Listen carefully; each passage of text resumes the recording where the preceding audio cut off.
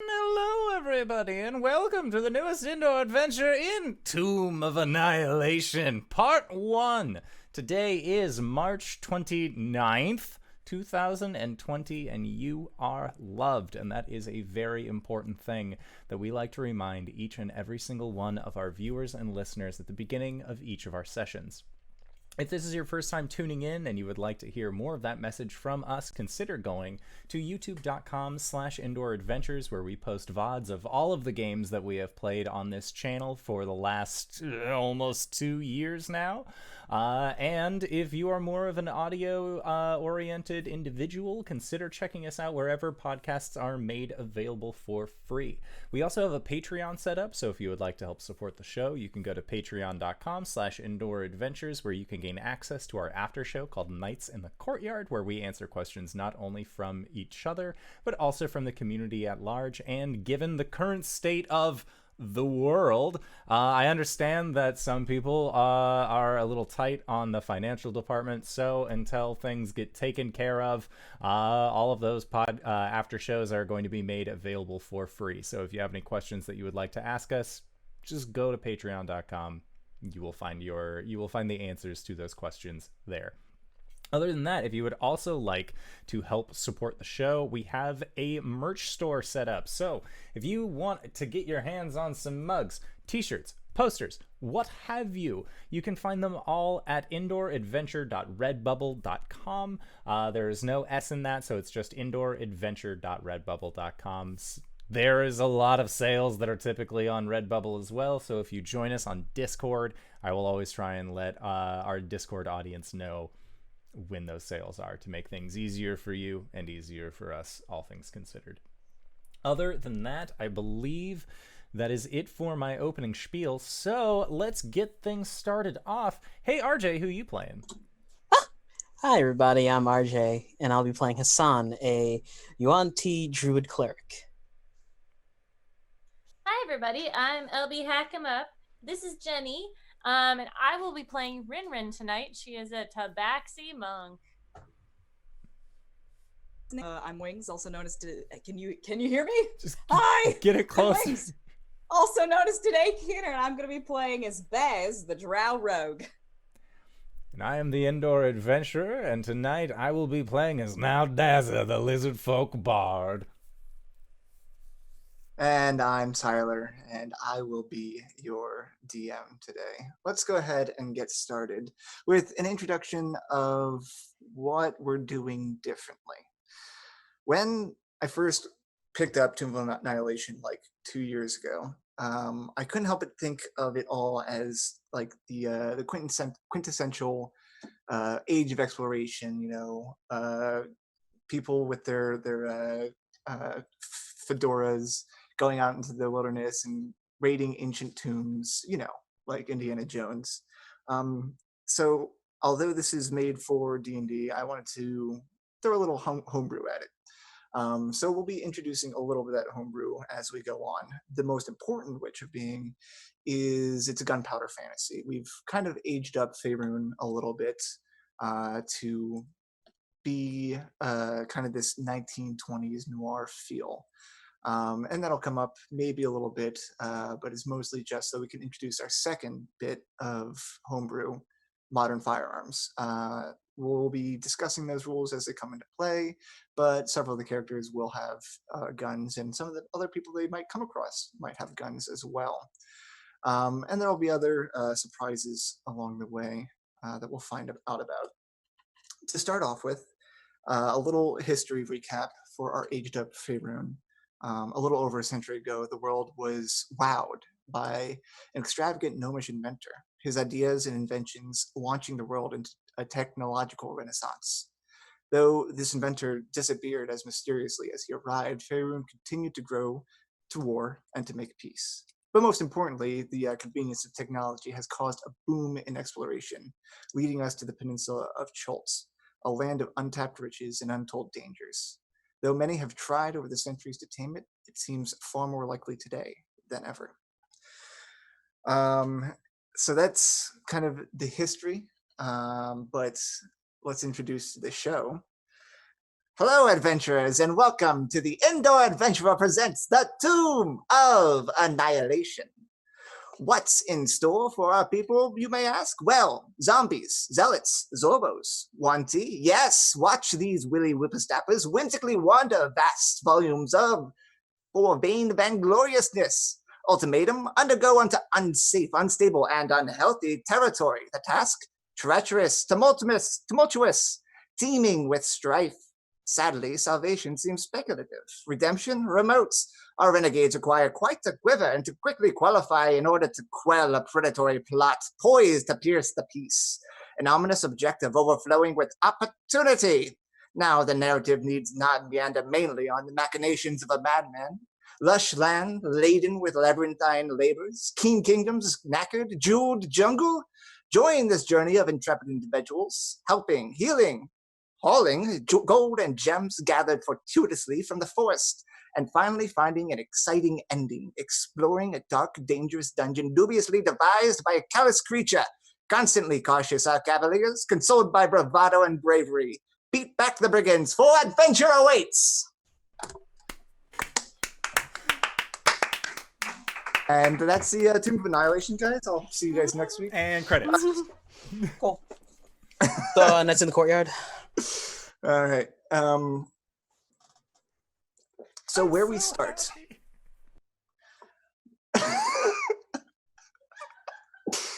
I'll give you a second.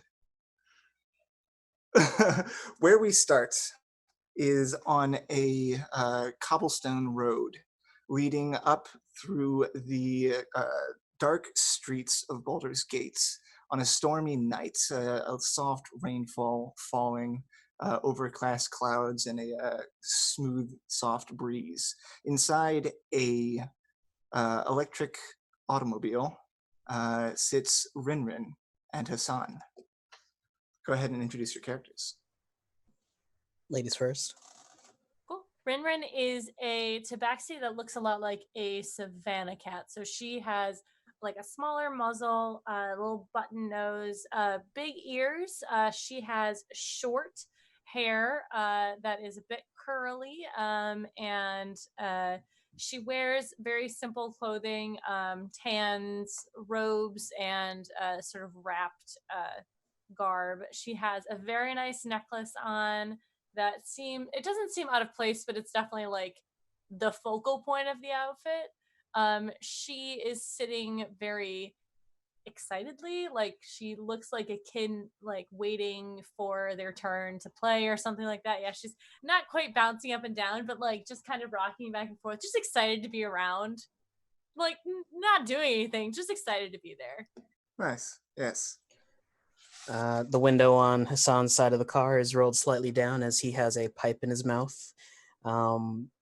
He is a wanty modeled after a black red-bellied snake. Currently, he's wearing a red ascot that has a snake scale pattern on it. His whole entire outfit's black, so it's like a three-piece suit. And he's sitting there with his legs crossed, kind of just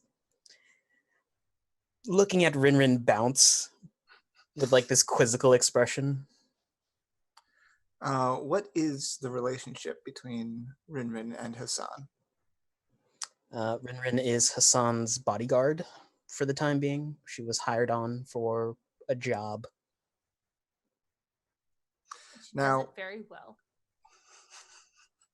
a day or so ago, RinRin received a letter from an old friend, someone she hadn't expected to ever hear from again. And the letter was calling in a favor. The letter mentioned the death curse, a mysterious disease that seems to have been sweeping across the countryside over the last week. The death curse, as it is, affects not only people who die, they cannot be raised from the dead, but people who have died previously and been raised from the dead are now withering away, and there doesn't seem to be any way to save them, no matter how hard they try. And this friend of RinRin's, Sindrel Sylvain, has invited RinRin to her manor because she thinks she's found a source of the death curse. And since her adventuring days are behind her, is looking for someone to go to Chult to see if they can solve the death curse. You are traveling up this hill. I'm assuming you guys have like a hired driver or something.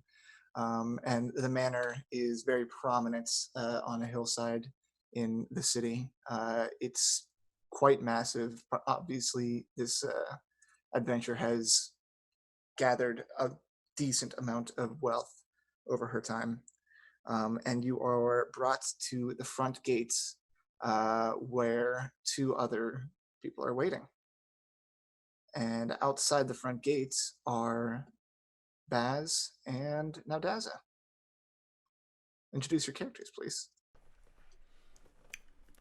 Well, standing at this gate, looking more interested in their own musical instrument is Naodaza. Naodaza is a very portly lizard folk. They got a really big tummy gut, short little legs. They stand at most like 5'8" in height. And they have a very pronounced throat sac, as is the correct terminology for lizards. I looked up. It's a gross name, but that's just what he's got. He has a tiny little hat on, and the head fins that he has are, they kind of look like he would have longer hair if lizards were capable of having hair. And if you have ever seen like a... I want to say like a gambler on a steamship or anything like that in like the old Louisiana times, that's definitely the stylistic choices that Naodaza has. He has kind of sequenced suspenders that are holding up his lower pants, but the pants aren't being, like they probably fit him a while ago, and same with his shirt, which is split open more towards where the tummy is. To reveal his gut, kind of like his paunch is poking out. And he is in the process of playing his schwam, which is like an oboe, but more of just like a doot horn. How well is he playing his schwam? Well, God, terribly. Not very well. He is, I got a modified 10. So, okay. Not bad. He's he's warming up. He's warming up. And scale. His companion? Baz is a drow, which means he's got kind of purplish skin and pointy ears. He's wearing a newsboy cap and a long duster type coat underneath, which is kind of a tweed vest and pants. He's pretty nicely dressed, and he wears black gloves and also a nice purple scarf. And he's always just kind of looking over his shoulder, a little bit fidgety, and he carries a briefcase with him wherever he goes. And he's just kind of like keeping an eye out and making sure that nobody's sneaking up on him for any particular reason. There's no reason why anybody would be sneaking up on him. He's just kind of a jumpy guy, it's not a big deal. It's not a big deal. Don't worry about it. Don't worry about it. It's totally normal. He's just a normal guy. He's just a normal guy. Now, your total normal guy and our big lizard friend, Naodaza, has performed in many places and met many people. And one of the people he has met along the way was RinRin, who, having been received this literal call to adventure, was looking for other people to help along the way, since being familiar with Chult, knows it is no easy task. So she's looking for assistance. And Naodaza is one of the people that she reached out to, and he responded and brought along Baz. My number one fan. So RinRin and Hassan, your electric automobile, electric carriage, as it were, arrives at this gate in the light drizzle and rainfall on this gloomy day. The driver steps out and opens the door for Hassan. You stand in front of the manor of Sindri Sylvain. No sooner- Naodaza! Almost say hello. It's good to see you. And he like runs up, arms out. She jumps on him, feet in the air. I would do like a lifting hug, but he is not strong. He probably she's like just balancing on his belly. Yeah, that's a much more accurate description. Hello, it's been so long. How are you? Well, I'm doing well. I saw the letter that you were planning on sending, so I decided to come by. It's the house, right? Yes, thank you so much. I got lost. Oh no, but I'm glad you made it. Hi, I'm RinRin. She turns to Baz. This is Baz, my number one fan. I thought that I was your keep number on one saying fan. that. RinRin, you said? Yes, RinRin. Hello, I'm Basilisk. No, fuck! Baz. Baz. Baz? I like that name. I like your sunglasses too. Oh, thanks. I have to wear them or else the sun burns me in the eyes. Oh, well, does she know we're going? Do they know we're going to Cholt? No. Oh, you're going to be fine. This is my friend. Hassan steps out of the car, pays the driver. He has a cane tucked underneath an arm, hands behind his back as he strides forward. Naodaza sees Hassan and like sucks in his gut a little bit. This is Hassan. I work for him. It's a pleasure to make your acquaintance. The pleasure's mine. Oh And my god. he smiles slightly. There's two fangs in his mouth. Oh. And just like big mouth, also full of like pretty sharp teeth. They were sharper a while ago. He's let them go.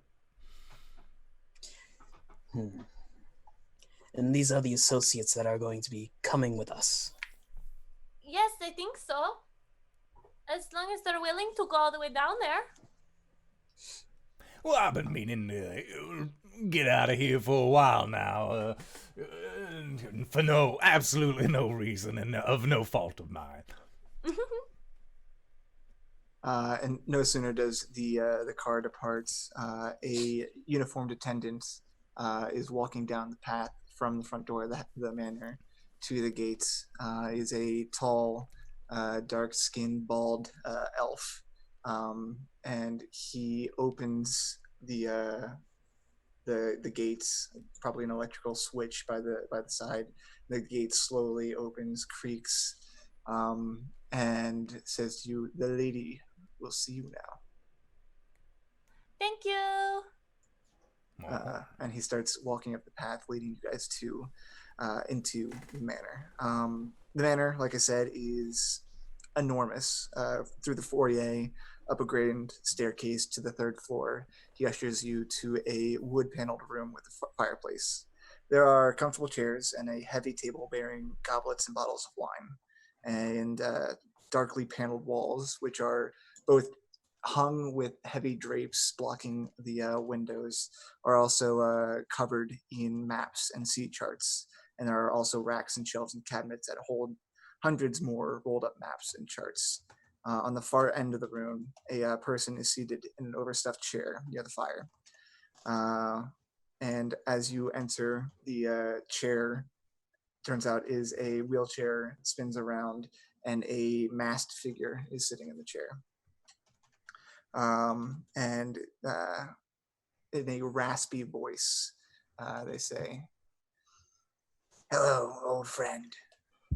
Hello. How are you? I heard you were sick. And she like runs over and takes her hand and like sits on the ground. Well, I'm not so well anymore, which is why I hope you can be of assistance. Of course, I'll do anything for you. Who are your friends? Oh, this is Hassan. This is Naodaza, and this is Baz. Well, help yourselves to wine, and seat yourselves, friends, as I hope I may call you all that. I will certainly help myself. Thank you kindly, monsieur. He just like waddles over to where the wine is, uncorks one. What kind of mask is she wearing? It is a stylized face, not necessarily like a complete accurate representation, just like a silvered mask. Right. With So it doesn't look like any mask that I might have on my person. No. All right. There's some slight anxiety there, but then Yeah. it is relieved. Stay a while so I can tell a story. I Years love your ago. stories. Years ago, I was an adventurer, and I died once and was raised from the dead. Since closed that door on my life, but this death curse the time is catching up with me. As much as I've tried to reverse the curse on it has been to no avail. But due to my connections in the harbors, I've learned that there is a cause for the death curse. Something called the Soulmonger. According to their sources, the Soulmonger rests somewhere in the jungles of Chult. Using my connections and all the knowledge I've gained over the years, I've come up with a map of Chult, something no one else has been able to compile all into one place. I will give you this map, transport us to Chult, and send you off into the jungle in hopes that you can solve this curse. I don't expect anyone to do something for free. I know I never did. Over my time, I have collected a great number of artifacts and magical items. Should you do this for me, you'll have a pick of my personal armory. Oh, that's so sad. I do not need to be paid for this. Of course, I will do anything for you. You have done so much for me. It's nice to know that things aren't forgotten. I mean, it wasn't that long ago. It's a hearty laugh, but you can tell it's pained. It's she's grown quite old. Now Daza is on the second bottle of wine and most certainly didn't hear any of what was just told to him. Baz has poured himself a glass of wine, but he has not partook of it. He's just kind of sitting there sniffing it suspiciously and then like nodding along and listening. Hassan has taken a glass and it's half empty. So, do we know anything about this soulmonger thing? Do you know, is it a person? Is it a trinket? It's said to be a necromantic artifact. Oh. The size and shape of which is unknown. Location as well. All we know is that it alone is sucking the life out of this world. Well, then we have to stop it. Right, guys? Well, oh, yeah. What do you say, monsieur? And this wine is calmed, correct? Naodaza, behave yourself. I'm establishing the facts. The uniformed attendant walks in with another platter of wine, having seen you go through most of them, and lays it on the table. Oh, thank you. Help yourself as much as you can, but be prepared. When you are ready, I will teleport us all to Port Nyanzaro, the last bastion of civilization on Chult. I have never been teleported before. Loads of times. At least once a week. Forgive my rudeness, but wouldn't that take a toll on your body? Well, I don't have much time left, so getting you there as quick as possible would be the best course. Once there, I'll be able to stay with my friend, Wakango Otamu, one of the merchant princes. Not going to die, right? That remains to be seen. I don't know how much time I have left, but I know my days are numbered. She winks through the mask. Through the mask. That was like a head DM. nods forwards. That was a DM wink. You hear her gently say, "Wink." Wink. What was this dude's name? Her contact, Wakanga Otamu. Wakanga forever. Wakanda Wakanga forever. is Got it. forever.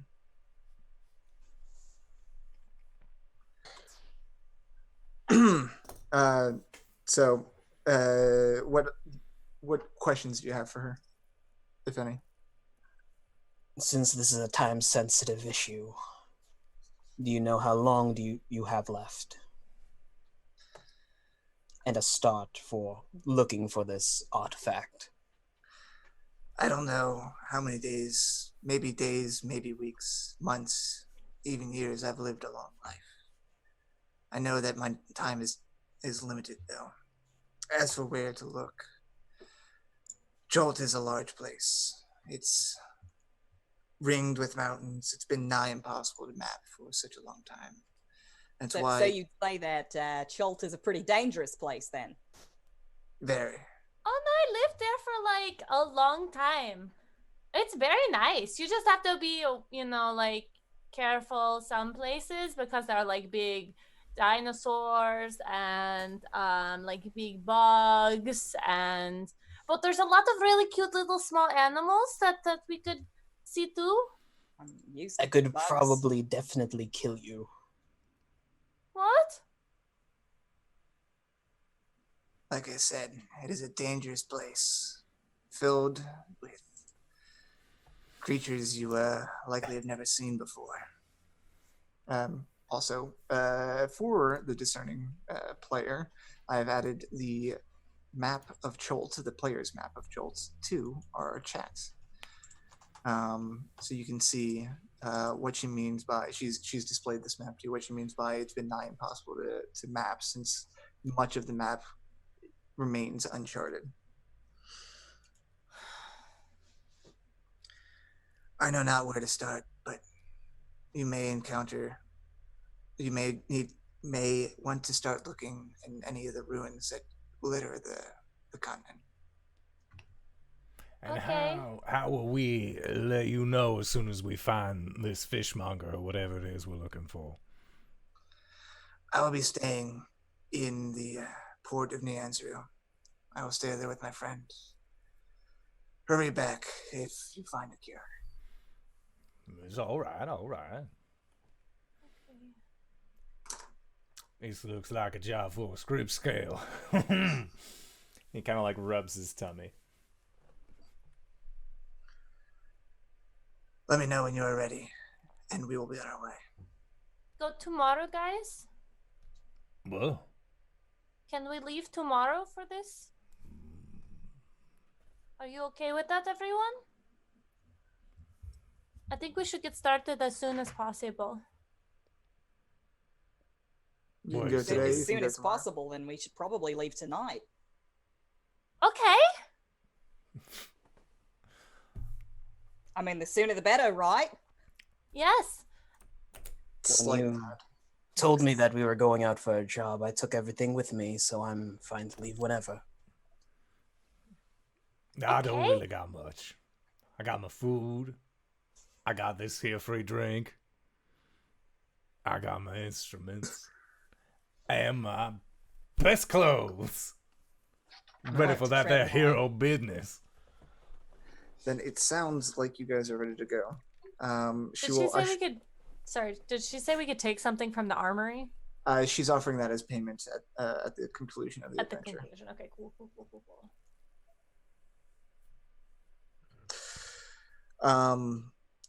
As you all are showing a willingness to depart now, she ushers you around her as well as her uniformed attendant. And in a blast of magical light, you are teleported. You appear suddenly in a tropical city under a blazing sun. The familiar sounds. My eyes! Mhm.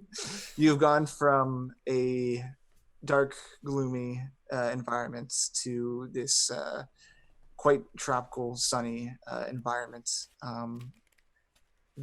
You appear in a tropical city. The familiar sounds of a harbor, creaking ropes, slapping waves, heavy barrels rolling across cobblestones, mingle with voices shouting and cursing in an unfamiliar language, filled with clicks, inhalations, and sing-songy words that make it sound almost musical. The aroma of unfamiliar spices and tropical fruits mix with the wharf-side smells of fish, tar, and canvas. Beyond your immediate surroundings, you see the port of the city of Port Nanzaru. It is dominated by 3 hills, atop which sits ornately decorated buildings, and not only those ornately decorated, but the entire city seems to be an explosion of color. Buildings are painted in bright shades of blue, green, orange, and salmon pink, and their walls adorned with murals portraying giant reptiles and mythical heroes. Every building sports baskets and clay urns of colorful flowers or is draped in leafy flowering vines. There are minstrels in brightly colored clothing and with feathers and shells performing on street corners. Multicolored pennants with sun on it. Multicolored pennants and sun awnings flutter atop the city walls. And it is a bustle of activity. There are people moving all around. Again, the sounds of warside activities. You see there is a ship having just pulled into port, unloading. And as you look around, you find yourself near what looks to be a harbor master's office. Behind you, a tall man, appearing to be a dragonborn, is arguing with a human man. And this is what you see. Hassan goes into... Go ahead. I was going to say, Naodaza would, hurls but catches it, and then just, doesn't let the booze go to waste and just guts it. Ugh. Hassan goes into his breast pocket and pulls out what looks like a silver cigar case and takes out, a small stick of something, cracks it, and, the faint smell of peppermint comes out. I forgot how loud it was here. Amongst all this noise and commotion, Syndra, who had stood to cast the teleport spell, rests back into her wheelchair, sighs heavily, and says, "If you need me, ask for the merchant prince, Wakanga Utamo. I need to rest." RinRin will follow her a little bit, kind of out of the earshot of everyone else, and just kind of lean down to her. Are you sure there's nothing that you have or nothing that I can get you that will help besides this thing? I mean, you've already helped me so much. I don't want you to die. Unfortunately, I have no further information for you. You're on your own from here. But she leans over and places a small pouch of coins in your hand. And underneath the mask, she lifts it up slightly and smiles at you and says, "Good luck." Goodbye. And you can, goodbye. You can collect 50 gold pieces. Dang! Ooh. Because you are a friend. It's my sugar mama. Mama gave yeah. allowance. Yeah. She'll walk back to the group. Okay, so welcome to Jolt. This is the only place that is exciting. I mean, this exciting. It I've been feels to good some here. pretty exciting places, I'm gonna be honest. Good. I totally have known all of those guys. That's Dave, and he's pointing to the mosaics of the epic heroes from time immemorial. That one's Earl. He wasn't too kind to me, but he was nice. Always paid my debts. Oh, you didn't know you knew so many people. I know everybody. Huh. You didn't know me. Oh, that's not true. We go way back. I didn't know you two knew each other. That's so cool. Behind you, by the harbor master's office, as you can see, there's a dragonborn man arguing with a human man.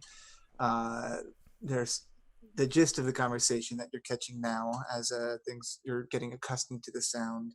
The human man is saying something along the lines of, "And why shouldn't I be allowed to put my request on this board? I'm a person that needs something done. Who are you to say that I can't?" And the dragonborn is like, "The board is for the guides and guides alone. This is my harbor. Now would you please go away, Hercules?" "Fine, I'll leave. I'll look for someone to do my business for me." And he turns around, spies Hassan right off the bat, walks purposely up to you and says, "Well, hello there, handsome. How would you like to make a little bit of money?" Whoa, step back. She's gonna like step in front of him, like, covering him halfway. If Hassan had eyelids, he would slowly blink at this man. State your God, business, you please. don't have eyelids?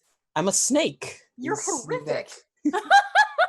He's more snake than man. What is your No. business? Please tell me. Oh, sorry. The name's Captain Hercules McCord. I'm a member of the Lord's Alliance, you may have heard. Now, we're in need of a map of sorts. Desperate need, for exploring and whatnot. Should you find yourself one, we are willing to pay quite handsomely. A ship, in fact. You will give us a ship? Oh, yes. They'll As give us long a- as the map is good. She glances back. I will group huddle. Given that the map we currently have is incomplete at best, I don't think we should take this off. What are you doing? We're group huddling. Yeah, we're huddling. Are we not included? RinRin has her back to the group because she thinks she's just not involved in the conversation. I will lower their arms. Hassan is just standing straight up. Why would you say group huddle if it's not the whole group? I don't understand. Player I don't me. think you understand what a said- huddle is. Player me, said group huddle.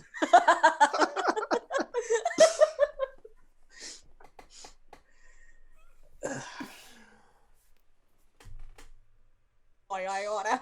Nya, nya, nya. Well, we've identified the chuckle fucks for this game. Oh, yes. Someone needs to kill you off quickly. What?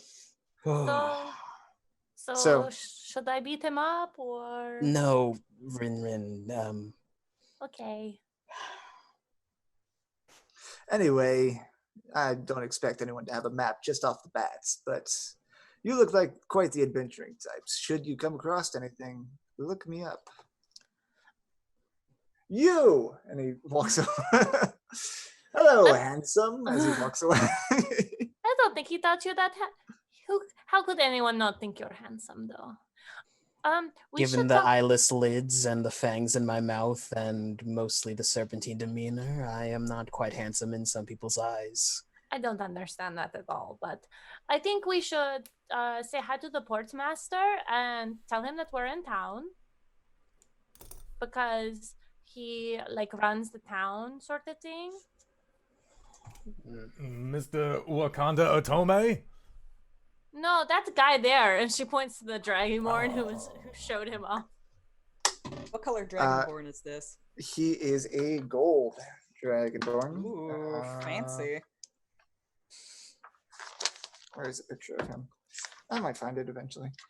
He's He is shiny standing though, by okay. a message board where there is a neat arrangement of names with pictures and a little blurb next to them. And above it, it says Guides for Hire. And he is putting a pin in one of the pictures that says, on adventure or on exploration right now. This is what he looks like. Everyone enjoy the book. Oh, he handsome. Oh, yeah. DC 19 con save. What? Oh, yes. All I'm saying is, I don't know why, but I feel like fighting this guy. you should. No. Hassan, do you want to go talk to him? You're the one in charge. Yeah. This is your job, RinRin. I'm along for the ride, but if I must. Wait. I'm working for you and you're working for me? And I'm really good at talking to people if you need it. Naodaza, you're so good at talking to people. I'm the best. Why don't you go talk to him and tell him who we are and why we're here? Of course I will. I know exactly why we're here. You have no idea why we're here. I have a fairly decent idea. Something to do with a help? fishmonger. And he'll just begin like strutting on up. He'll I'll do follow. fine. He's so dumb. Oh, God, he's so dumb. So stupid. Hail and a well-met traveler. He's the ports master, not a traveler. I know exactly who he is. We go way back.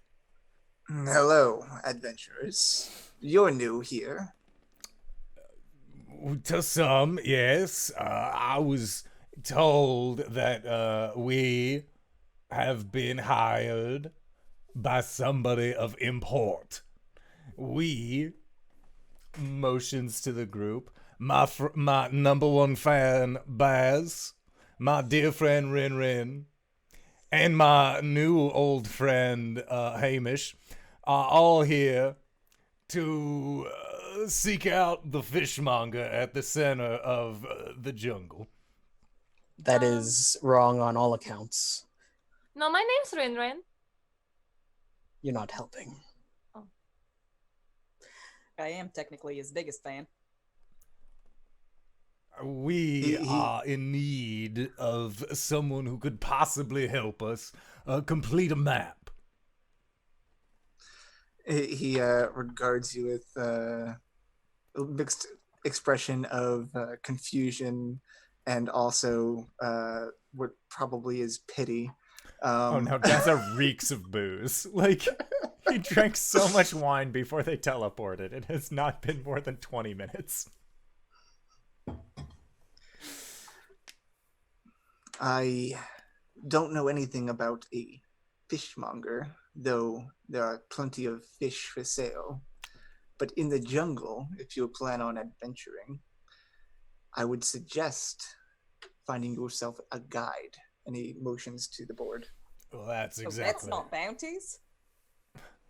No bounties here. Oh.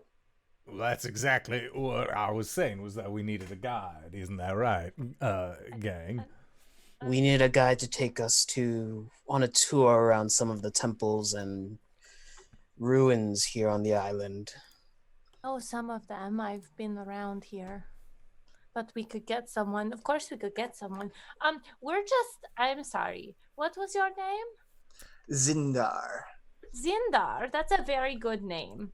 I am the harbor master here. Harbor Master's Infidel. Got it. I like to keep an organized and ruly harbor. And he looks around over your guys' shoulder, and it seems like there is a bit of commotion with a dinosaur cart being toppled over, and he grimaces. Like I said, the guides will help you explore Cholt, and only at a small price for the merchant prince's Jobel.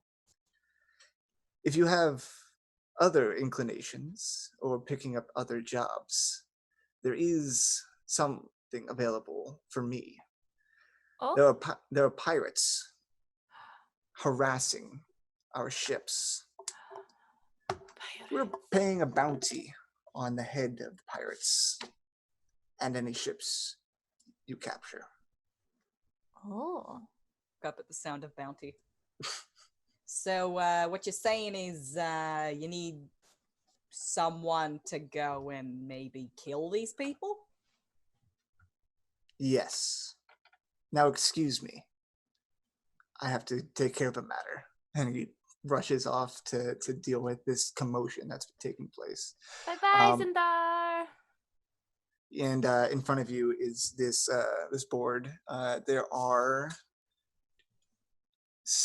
8 guides on this board. It says 2 of them are located at Fort Belurian, but it says the rest are located here, although 2 of them are out on expedition. The remaining 4 here and not on expedition, the names listed are Iku, Azaka, Musharib, and Hugh. Are you guys interested in looking at any of them? I'll pick up the first one, Izaka. Azaka? Like, Yeah, like Okay. she is whatever. Yeah, so Azaka Stormfang, and pictured is this dark-skinned human with a matted brown hair, and on it is kind of a description of her, and the gist that you're getting is that she's a tough lady.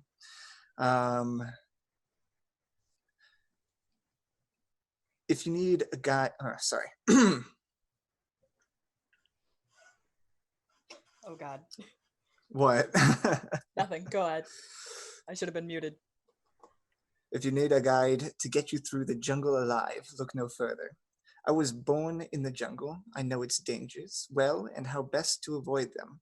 Should you choose me, you may rest assured that your party is in safe hands. I charge 5 gold coins per day and require 30-day payment up front. For those adventurers who aid me in a personal quest, I will waive my fee and guide them to places no one else has found. This quest will take us to Firefinger. The evil terrafolk that roost atop Firefinger stole a wooden mask from me, and I want it back. I'll leaf through the other ones. Do they all have personal requests like this? They pretty much all have a Companion little quest. short thing about them, a companion quest. Looks like all these guys got loyalty quest missions. It does look like everyone has a loyalty quest mission. I haven't even hit 50 loyalty in this one. Fuck. When are we gonna do my loyalty mission? Which so one is sworn to carry my burdens?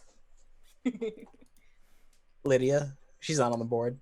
Oh, she's on expedition. Sorry. gotcha. What races are they? The majority of them appear to be human. There are 2 dwarves. One of the dwarves is an albino dwarf. And there is a halfling on there as well. One of the adventurers is listed as, or one of the guides is listed as 1 guide. Is actually 2 guys, a human and a halfling. Are they in a trench coat together? No, but they do bring up the fact that it's 2 for the price of 1. So, what do you guys think? Seems like we're rolling the dice on all of these. I like the name Aiku.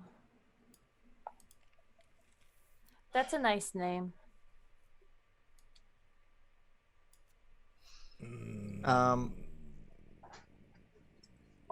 Do you have an opinion? The first lady, the one who said that she was born and raised in the jungle. What's a terrafolk? Are they like actual terrors? RinRin, you would know a terrafolk is a sentient pterodactyl, much like a Aarakocra, except a pterodactyl, and they're quite evil. So do you know what an Aarakocra is? All those birds? Yeah, okay, so it's like a featherless Aarakocra who is really mean and likes to attack people because they're just mean? Oh, I'm sure that they just need a good talking to, and that's exactly what I'd be able to do. And we could just get the mask. It'd be fine. Easy done. Well, Naodaza thinks he can do it. What do you think, Baz? Now Daza can do it, then like just let him do the thing that he needs to do. Hassan, do you have opinion? As long as she gets us through the jungle alive, it's fine. Okay. Sorry, yes, let's do that. So where do we find this Izaka? On It says the right board, here. yeah. So on the board, it just lists I can't that fucking whether or not they're in town or not in town. Izaka is in town. Okay. Well, we just have to find out where they like to like hang around, like a tavern or a bar. I'm very good at finding bars and taverns. And RinRin, as you are mentioning this, you feel a tap on your shoulder. I turn. In front of you is a half-orc lady in chain armor. And you must assume that the other half is dwarf because she's shorter. Sorry. Excuse me. I know you guys were just talking about looking for an adventure or a guide. And if you guys are adventurers and are planning on going to the jungle, I could use some help. Just a little bit of help. See, I'm with the Order of the Gauntlet. I don't know if you heard of them, but I thought that I could just show up and get on a horse and ride to the camp. But the train's not really meant for horses, and I don't have enough money to pay for a guide. So, are you guys going to be heading down the river, the river Soshenter? Because I need to get to Camp Vengeance, and I'm supposed to report tomorrow or in a couple days, and I have to get these letters there. I could really use some help. Oh my gosh. Now, here's a fine question for you. What's your name? Oh, I'm Undril Silvertusk. Undy, got it. All right, Undy, I have a real question. Now, would anyone at this Camp Vengeance possibly know how to navigate around these jungles? No, we need someone to get there. And then maybe they'll know. Maybe they'll know about the thing that we're researching. Fishmonger. Yeah, no. If we're being honest, we don't have our guide yet. So But we can get one, and then we can help you find your people, and you can until you don't get in trouble. That'd be really nice. Cause I just need to get there. That's really all. All right, how about this? We find a guide. You pay for the guide. No, until they're saying we they can't get. Once we get to Camp Vengeance, you comp the guide. The guide is going to be free if we help them anyway. Commander Breakbone might have something in the treasury. I don't know. Their Breakbone, not as intense. In a place called Camp Vengeance. That's true. Okay, yes, you can come travel with us because I'm in charge, right? Am I in charge? It's your friend who's on the time-sensitive endeavor. Right. So we do this quick. Do you know where they are? Oh, yeah, yes. The Camp Vengeance. It's up the Soshenter River. No, do you know where the guides are? Oh, there's a few. They like to stay in the tavern, which is called something mean. Now it's a weird name for a bar. The Thundering Lizard. Oh, well, Thundering Mustard. Thundering Lizard. Oh, well, some of them stay there. There's also the Kayla's House Repose, which was more expensive, and I didn't know that, and now I do. Oh, baby. Well, of course we will. Why don't you show us where that is, and then we'll get the guide, and then we'll leave right away if that's okay. Okay, yeah, that'd be great. Oh my gosh, you're so cute. I'm sorry. Can I say that? Yeah, you can. You can say cute. Okay, Can you say that? I would say that. She looks very, very relieved to have found someone who's willing to help her. And we'll follow her to the tavern. Okay, yeah. So she'll lead you across town. Like I said, a ship had just come in, so there's a great influx of people. And similarly to what you've been experiencing, there's a lot of what would look like either locals or other people looking for help, just kind of jumping straight to the nearest adventure that they can find, and giving them the personal quest, because there's a lot of those. And she leads you across town, past this very large tented market, all the way through the docks and to the other side of town, where she leads you to the Thundering Lizard, which is one of the many inns on this side of the town in the market ward. And inside, she walks inside and it's like, oh, I'll just grab my stuff if you guys are ready to go as soon as possible, because that'd be great. So I'll grab it and meet you down here. Okay. I'll be the one in the gray and brown wrappings. Okay. Okay. She just talks about exactly what she's Exactly what she's wearing. Yeah. And she runs off. And as she runs off by the bar, you immediately recognize the two of the people from the guide posts.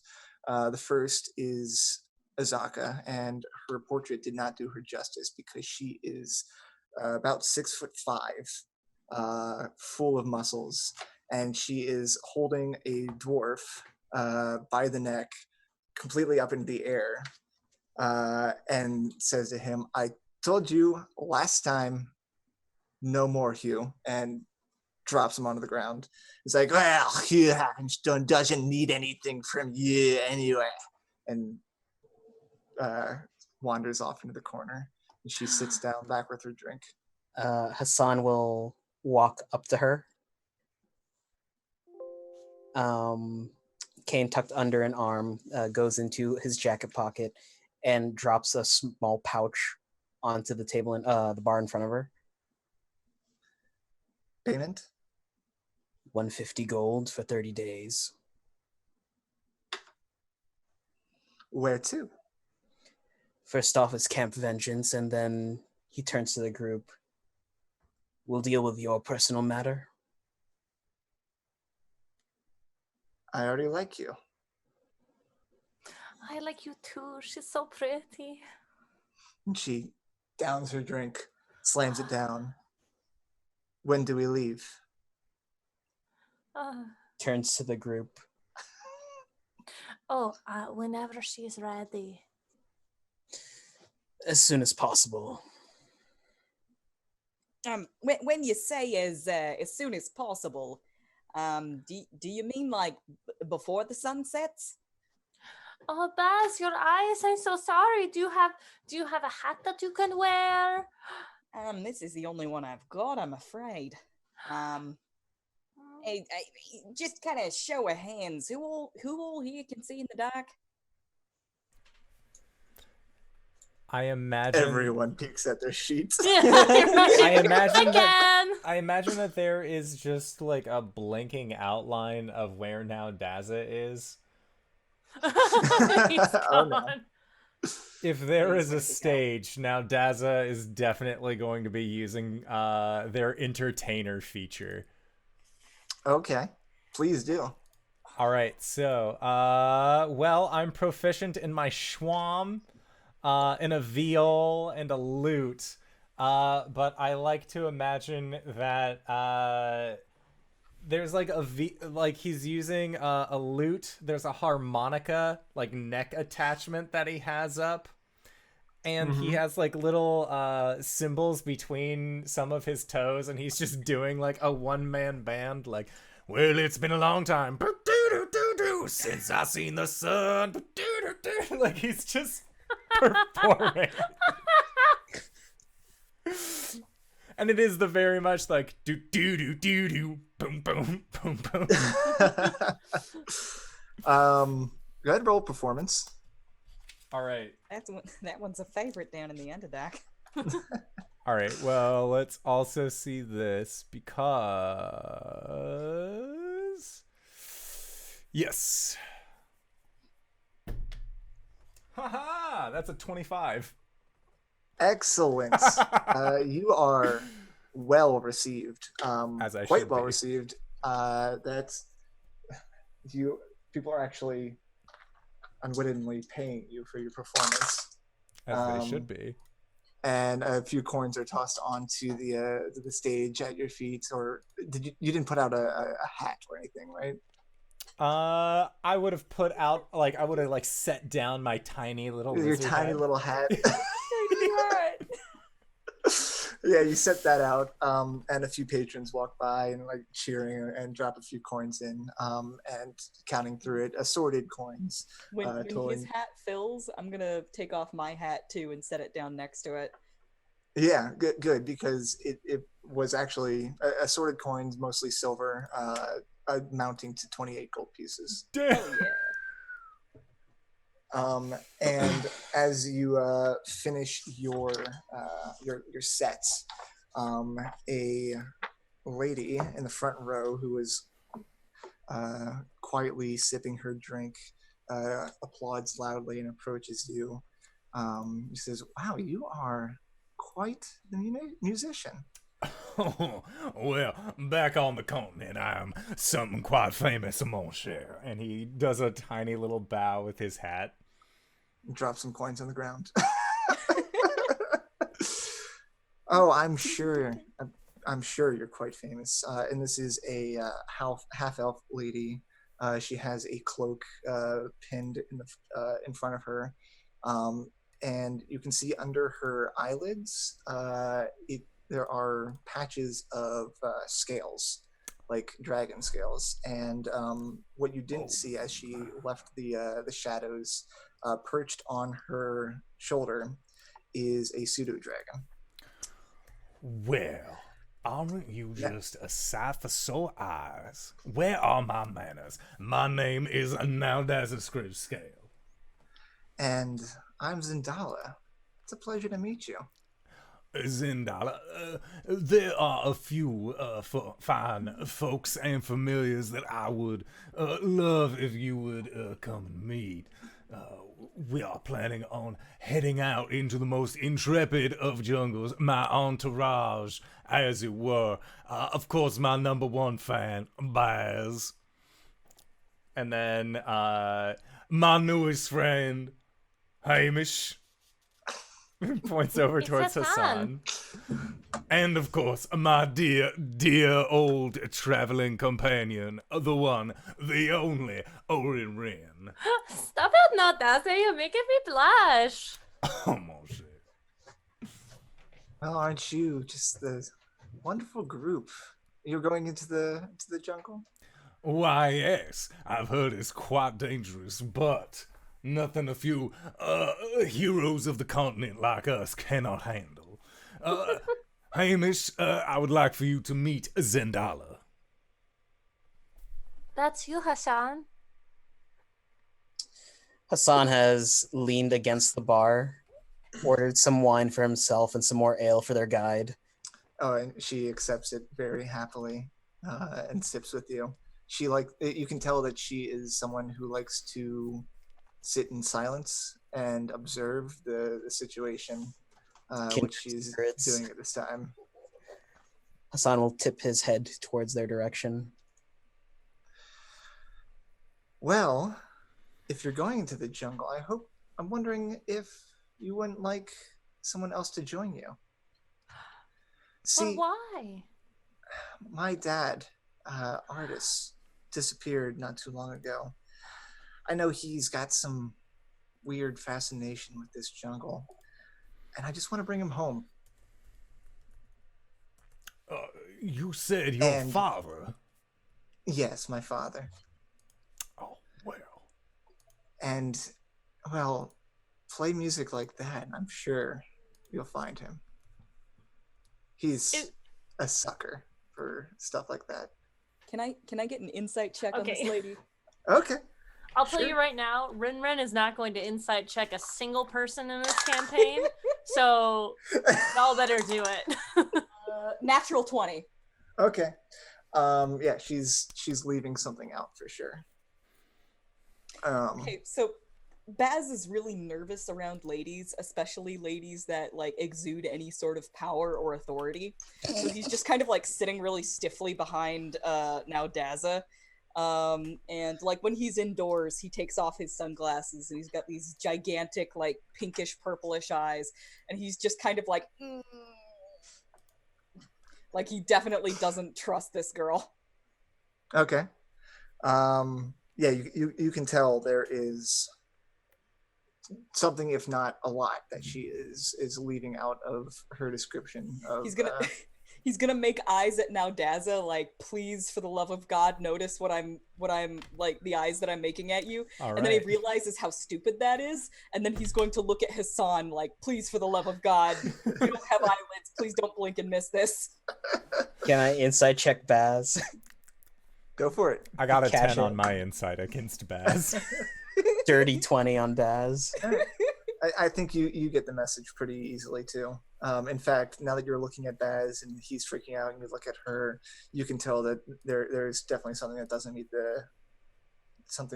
doesn't quite add up here.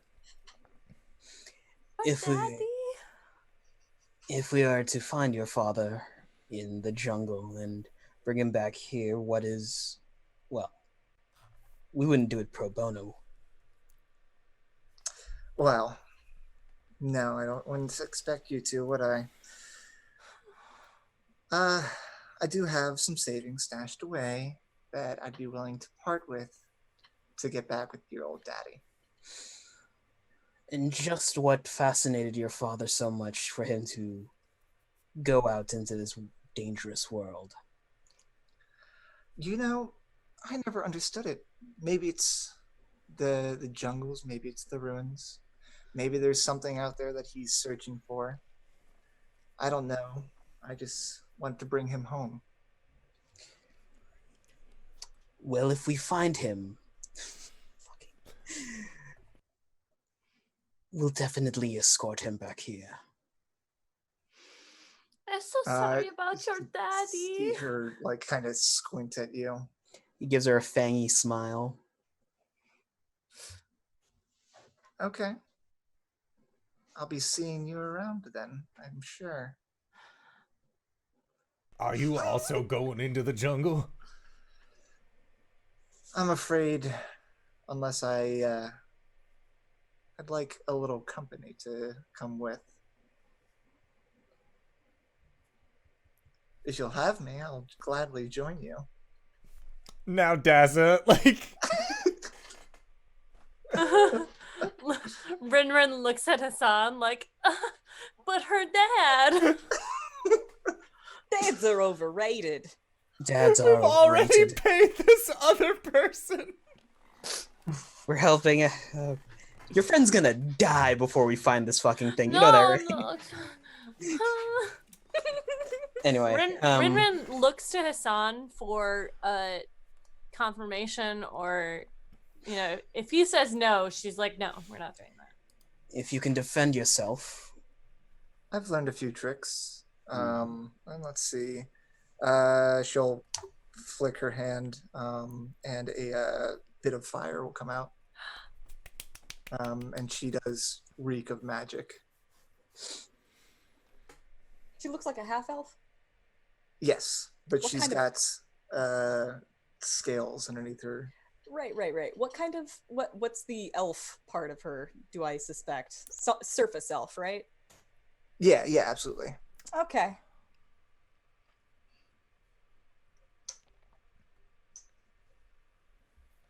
it's fine with me. Okay, you can come with us. But just so you know, we are also on a time-sensitive... I keep Yes. using that word. I think it's 2 words. I think there's a hyphen in the middle. No, I'm pretty sure it's spelled Thyme. Mm-hmm.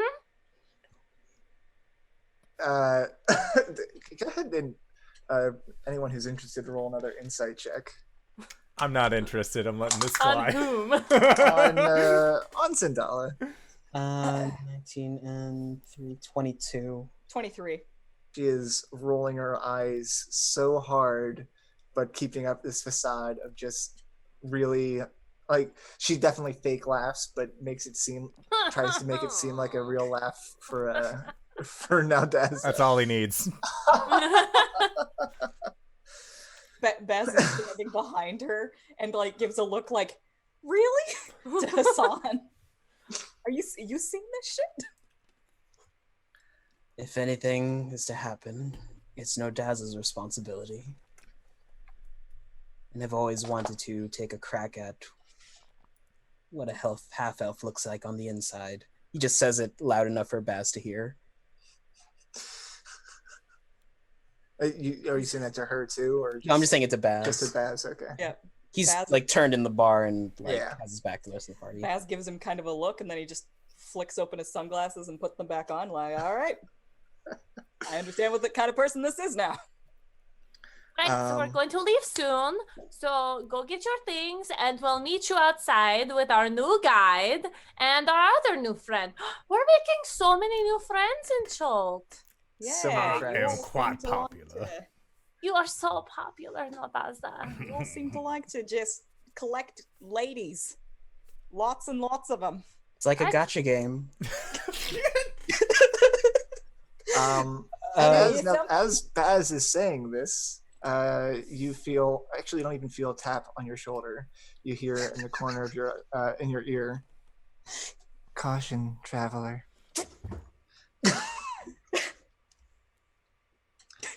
Behind you is a red-robed. She's not red-robed. Anyway, there is a acolyte, human acolyte, dark skins, and she whispers to you, "I've seen visions in the jungle, red wizards, and evil artifacts somewhere south of the Yaldeni Basin. Caution." And she disappears in the crowd.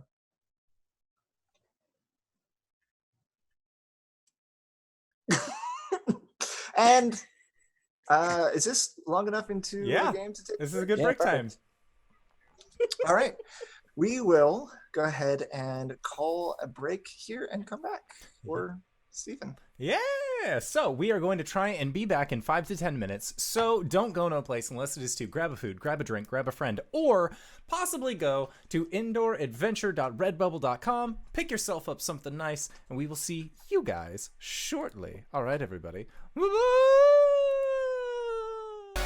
we have returned. Hello, everybody. We are back for our first session of the new Tomb of Annihilation campaign. So we have collected 3 NPCs so far. One of them is a shiny. Let's get back to it. Tyler, take us away.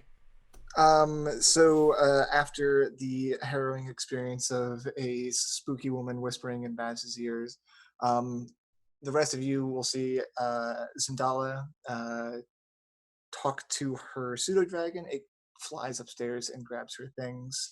Undril will return, and it looks like Azaka is just always ready to go.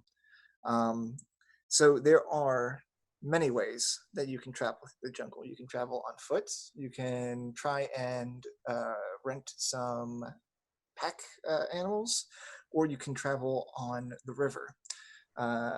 There are 2 rivers, the river Soshenter and the river Tiryaki. God, I'm hungry. Azaka, since you tell her that you are taking Undril to Camp Vengeance, suggests going up the river Soshenter and getting a canoe to take you there. Okay, where do we get the canoe? We'd have to get more than one canoe, I think. The canoes can be purchased at the market. There is a large grand bazaar is what it's called. And I don't know if you've ever been to a bazaar, but it's just full of people yelling, my friend, come on down, and making good friends with you. And we could spend hours and hours there, but let's not. Nights in the so goddamn you can... courtyard. Okay, guys. Is I this a will say that Thailand story? RinRin gets pulled off Indonesia, like yeah. constantly, and you guys have to like pull her back. But he said he had the best coffee in all the shows. Best coffee. Come, have tea with me. Come. Meet my Hassan wife. has hooked arms with RinRin, and as they're walking, Now Just you're, like- Definitely have. away. you're saying this coffee can find me a familiar? How is that possible? Drink and find out. So you can literally spend forever going through this grand bazaar. There is a lot, almost anything that you could possibly find for sale, as well as some local items. There are several local items. First of which being a canoe. A canoe can hold 6 medium creatures, and travel up and down rivers, essentially going it says 2 miles per hour a day. It can go relatively fast down the rivers, since the rivers are pretty lackadaisical. It costs 50 gold. Other items include insect repellent, which is necessary if you don't want to be eaten alive by insects. There are 2 types. There is a incense, and there is a block of salve, or a gourd of salve. The incense sells for 1 silver piece and burns for 8 hours. And the salve sells for 1 gold piece. It has 20 applications and lasts for the entire day. Other items include rain catchers, which the atmosphere is pretty much on and off raining. Sorry. The atmosphere or the weather here is pretty much constantly sunshine, rainy, except for some days it's just purely rainy, purely sunny. So putting out a rain catcher can catch 2 gallons of drinking water per inch of rainfall and holds 8 gallons. And it weighs 5 pounds. It costs a gold. And finally, actually not finally, there is also a local drink if you're interested, and a local weapon called a yik alwa. And the yik alwa is a spear. Traditional. Okay, so how much was the salve, and how long does it last? Salve is 1 gold for 20 applications. Each application lasts for 24 hours. Oh, It is waterproof. It doesn't wash off in the rain. all right. I will buy 5 gold of salves. Same. I'm buying 5. Do so. Azaka proves to be a wealth of information on how to stock up to not get decimated in the jungle. Joel explained that the insects can be such a nuisance and carry a lot of diseases. Like malaria. Well, nobody wants to be eaten by insects or arachnids. Right. In that Terrible way to go. order. If we're lucky. Could I buy us a boat? Hold off on it for now. We have 7 people in our party currently. Okay. So you do. Unless Hilarious. Naodaza, you're willing to swim. I don't have a swim speed. Sorry? What? What? Said he didn't bring his swimsuit. Ah. I think our best course of action is to take the trail up to Camp Vengeance and deposit our little friend here. But I could buy a boat. Well, if we bought a boat, then we have to worry about keeping that boat with us. And then what happens when we don't need the boat anymore? Your gold could have been used for something else. Something useful. So for now, hold off on it. If we ever make Azaka it will back explain here. that there isn't a trail to Camp Ew. Vengeance. the way that they move supplies to and fro is by the river. So couldn't we just hop on one of their barges up to Camp Vengeance then? There is not one due for a couple of days. Motherfucker. Otherwise, Unjul would be getting on that. Well, I was given a bit of an allowance, so perhaps I could just buy us a boat.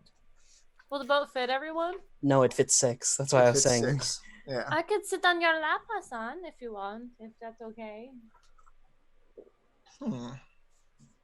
What would happen if you overload a boat? They capsize, friend. What if we bought 2 boats? What if we bought 2 boats?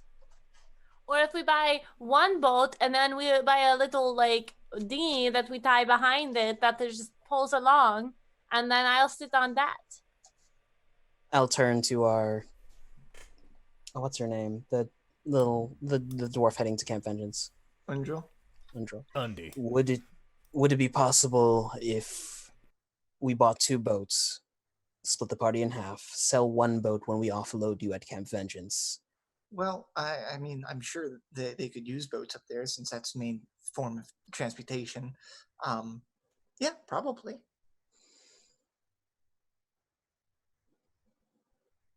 Could do that. I could buy us 2 boats. 2 boats or not 2 boats? That is a question. Two I'm a boats. fucking joker. You wouldn't get it. Naodaza is all he's saying 2 boats. Specifically, he wants to ride on the boat that's being dragged by the front boat, so he doesn't really have to do much. Are they powered? No, they're powered by man. The most dangerous game. Or Tabaxi, or Wanti, or Not me. Powered by Etc. humanoids. there Okay. you go. Powered by Unreal Engine 4. Just having a good old chuckle over there, huh, bud? It's been a long day. It's a chuckle hour with the chuckle fox over here. So Trying to okay, so I buy 2 boats, and I do the front one, and I can help do the back one too, if we chain them together. What do you think, Isaka? I can row boat. She can row boats. I bet she can row boats really well. She can row my boat. Hassan? Oh, that was player me, sorry. Oh. Then why are you saying it in character? Wink. Cool. Okay. So 2 boats. Yep. Sounds like it'll work. So that's 100 gold. I'll put in 25 for it. I'll put in Have 25. to? You don't have to. I want to. Okay. We're just the best of friends. You guys are so sweet to me. I wouldn't pay if it was non-essential. I wouldn't be here if you hadn't helped teleport me. 25 gold is the least I could do. You're so nice, Naodaza. I literally still made a net gain of 3 after playing in the tavern earlier. I'm gonna look and see what the availability for ammunition is around here. Ammunition. Going through the Boots. Grand Bazaar, you will find that there is ammunition for bows and crossbows, and even some enchanted ammunition for them. But you will be told that the only firearm ammunition will have to be bought at Fort Bulgarian. I think I'm saying that correctly. Fort Bulgarian? Yes, Bulgarian or Bulgarian. Boyal. Boyal? Beluarian. B-E-L. And being introduced to that, you will also be told that the fort is manned by a mercenary group called the Flaming Fist, and you will also be explained to that they have laid claim to most of Chult. They are pretty much the largest military group here, and they require people to have a charter of exploration if they want to explore Chult. Huh. I'm gonna go inform my party of that. Oh, I didn't know about the Flaming Fist. They must be new. Well, we can tell them I'm going to go visit my home. Wait, you said flaming what now? You mean lie? Well, Can't lie. who's saying that? And drill. Unless she wasn't there. No, it's fine. Well, we could, I mean, we might go to my home, so it's not really a lie. It's a cultural research expedition. For those of you who don't know, Wanti are also native to these lands. I was not born here, and I would like to research their habits. They're kind of dicks.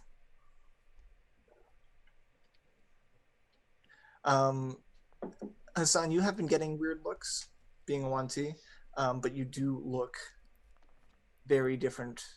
You wouldn't know this yet, but RinRin knows that you look very different from Wanti she has experienced here. So people are wary, but I don't think many of them have made the connection about what you look like and Wanti. Mm. But yes, no, we will not be lying. We will just be like saying only Massaging the part of the truth. truth. Okay. And Azaka, standing, looming, towering behind you. I prefer lying. The Flaming Fist don't deserve anything from this country. How long have they been here? For some time. Okay. Well, They've they already- sound like bullies. They've already looted many ancient ruins, which is fine. But they demand all the profits. Ooh, we don't like them. They are the ones who are the dicks. No, to be trust me. fair, we should probably have a working relationship with them on account of the fact that they are the only ones with bullets on this island. Do we need bullets? What do none of you guys use? None of you use firearms? I got a firearm right here. And he lifts up his tummy just a little bit, and you see that there is a pistol haphazardly, like, stuck in his waistband. Keep it in your pants. He sets his tummy back down. Literally. Hassan raises a hand and snaps, and there's a small plume of green smoke. Huh. Alright, just me then. That's fine. It's No, been a while. no, I think that you're not the only one. I think that I'm the only one who doesn't use firearms. No, I do not use firearms. He does not use either. firearms. He has I know got that. fiery arms, though. Exactly. See, Baz, I like you already. I'm so glad that you came with us. You know that there are a lot of things you could get a head covering that will like cover your eyes so that you don't have trouble with the sun. But then it also covers my eyes. Well, no, it has this like a mesh. So like it is a head covering, and then like this part right here is like a mesh, so you can see through it. But you can wear your sunglasses underneath it, so that there's like an extra layer. But you also don't have the sun coming in on the peripherals. Do you think that the dungeon master would allow that mechanically? No. They probably don't have them here because they're like super high fashion. But you know, it's something that we could think about. Yeah, I'm starting to realize there's a lot of luxuries of the modern world that I'm gonna have some troubles getting a hold of out here. Welcome to the Speaking- jungle. We got fun That's and what you call a games. callback. Speaking of the sun, it is the it is now evening. The sun is setting. You guys have been going around town collecting supplies for the day. So your options are to set out at night or to wait until the morning. What's the riskier option, Zaka? The night is dangerous, but so is the day. Why? Sorry. Well, I'm okay with going I'll- now. I can go both ways. Hey. I'ma cast dancing lights as 3 little light balls, and I'ma look like I'm juggling them. Baz blushes purple, just sinking into his scarf. I can see at night too, so I'm okay. And I didn't really do anything today, so I'm rested. We can go. You're so And also cute. have elves. You need to tell me about your time in the army and what you do and all of that while we're on the trip, okay? Okay. I want us to become like best friends. I would like that. This one doesn't die. I love her, and if anything happens to her, I'm killing everyone here and then myself. I've only had to endure for 5 minutes. So we set out as the nights, the first nights of your guys' adventure in Schult the sun begins to set. For navigation, we are going to have a group, how you say, survival check to begin navigating. Now you can have your guide navigate, and essentially I'll be tracking your guys' movement. I'll let you know if you guys are getting lost, and if you do get lost, which is capable on the river because there are so many stagnant tributaries, it's very capable to just find yourself going down a tributary instead of on the main river. If you are lost, I will let you know as soon as you are not lost and where you're at, essentially. Cool. So designate one party member as a navigator. The navigator, start of each day, makes a survival check. I'm actually incredibly good at survival. Insight check. Are you actually good at survival? I have, mechanically speaking, a +4. Oh, I have a +5. Same. I also have a +4. Let's see if Azak is better than any of you. He Probably. might not be. You're good at other things, Indoor. Like performing. Yes. And You got so much gold already? Says the one who got an allowance. You guys are great. You're wonderful. I love all of you. You are- Survival is my expertise. And it's just +4? No, it's great. That's so good. Survival is my expertise. Says the one who's built to die. What? I didn't build him to die. He just happened to end up in the way that you just hope he doesn't last long in the world. What? No, I want him to stay forever. Naodaza is my friend. Now there's what I call a good friend. Now, that's a good friend right there. Uh-oh. Everything's fine. Nothing's broken. Hi, Azaka. Can I look at your character sheet, please? Please stop. Please? No. No? Just me? Possibly my dad? Daddy, I love him. Hassan, What? I'm so glad that you came with me on this adventure. What is the boat order, by the way? Yes, please Yeah, explain your who's in boat what order. boat? Boat 2. I want to get pulled. Boat to Electric Boogaloo. Where's ahead. Baz? Can't What? hear ya. Oh, I don't know. I need to know where everybody else is first. Front boat. From boat. I guess I'll do boat too. Where do you want the NPCs? Izaka's with us. No, Zaka and boat. Oh, great. This is only Azaka boat and one. Undril in boat 1, and then Mhm. Zendala in boat 2 with Baz and Naodaza. Yeah. So, okay. No one's rowing boat 2 then. No one's probably. rolling boat 2. We do double duty on the fronts. You said Zendala duty. as Naodaza. I can't RinRin. wait for like 2 months down the line when we're doing this and I'm back at work and it's Sunday night and I have to be super peppy. It's like 1 in the morning and I'm like, this is fine. Tell me about it. I'm sure it's gonna be fine. Yeah, just 2 months. So there's only 3 of us in the second boat? Yep. Yes.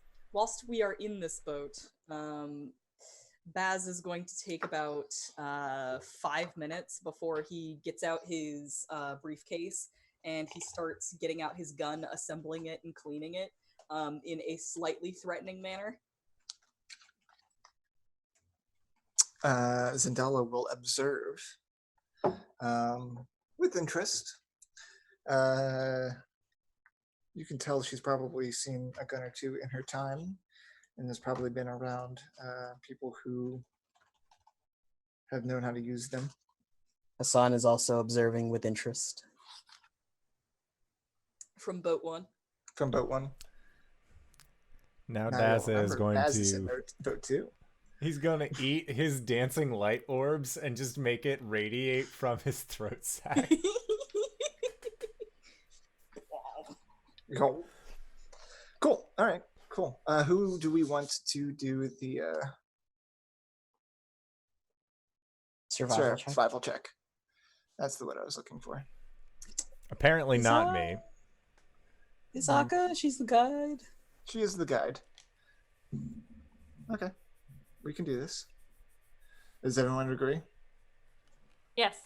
Babe? What? Are you there? You can't hear me. Every now and then you kind of get quiet. Is she better than us? Well, that's a good question. What you know is that she is your guide. I'll give her a bardic inspiration.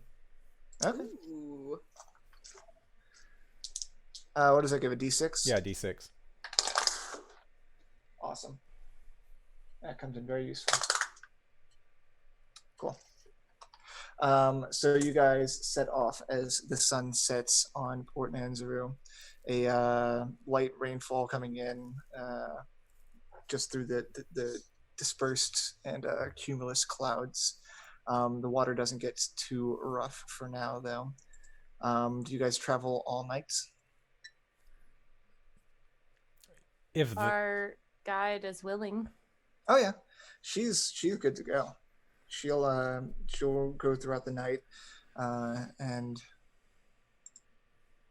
as the night passes, you leave Port Nanzaru, and are traveling a ways down the river.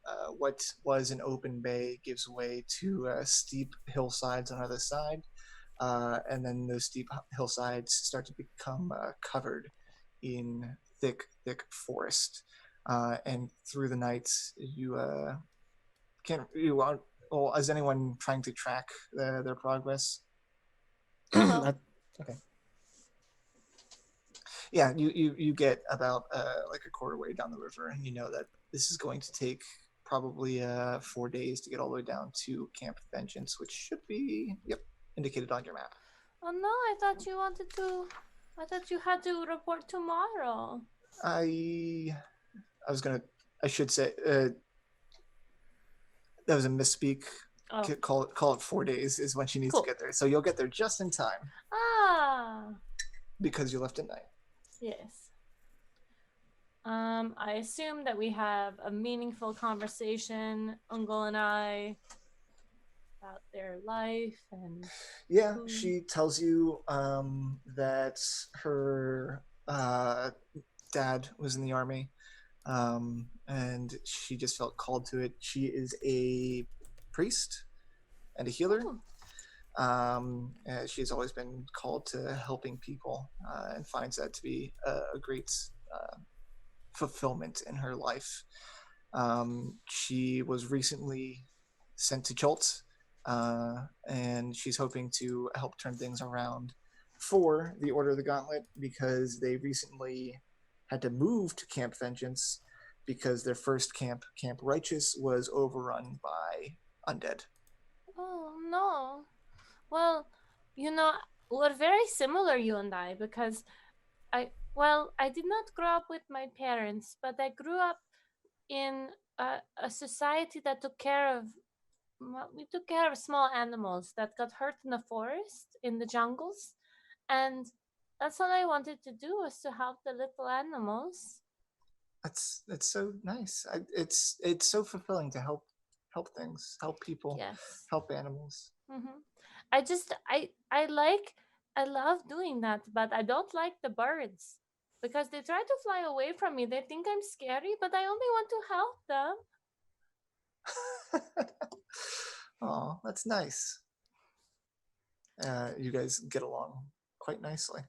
Yeah. At some point during the ride, periodically, like during mealtime, Hassan will pass out these small little orbs, like pills, and he'll pop one in his mouth. You've got to keep your strength up while you're out here. Thank you, Hassan. You, Baz good- is going. They're good berries. Yeah, no, Baz is going to be very suspicious of these and like investigate them to try and. Do you want- I eat it without even thinking. Like a trash can, just. And now make a con save. Yeah? Baz, they're so good. You should try it. Do That's you a want me to 16. lick it first? She says as she's like yelling to the back. No, not suspicious of these at all. He's gonna pretend to stick it in his mouth. They're so Very good. good. No- do you hand these out to the NPCs as well? Yeah, I have 10. Okay. Undrill is quite trusting. Azaka takes it and says, "I'll hold on to this. Hold on to this for later," and sticks it into her bag. The effects only last for about 24 hours before it becomes inert, so better eat it now than later. They're very good, I can promise you. Okay. And Zendala is going to eye you suspiciously and at least try to insight whether or not you're lying to her at all. Which she does not roll very well. Are you lying to her? If snakes could wink. He gives her a quizzical look as he pops the good berry in his mouth. Okay, cool. Your NPC companions will take their good berry. They'll take their medicine. Take their vitamins. Take their vitamins. Yeah. Not shaped like Flintstones. I might have a spoonful of sugar if that helps it go down better. I've taken my pills in the past.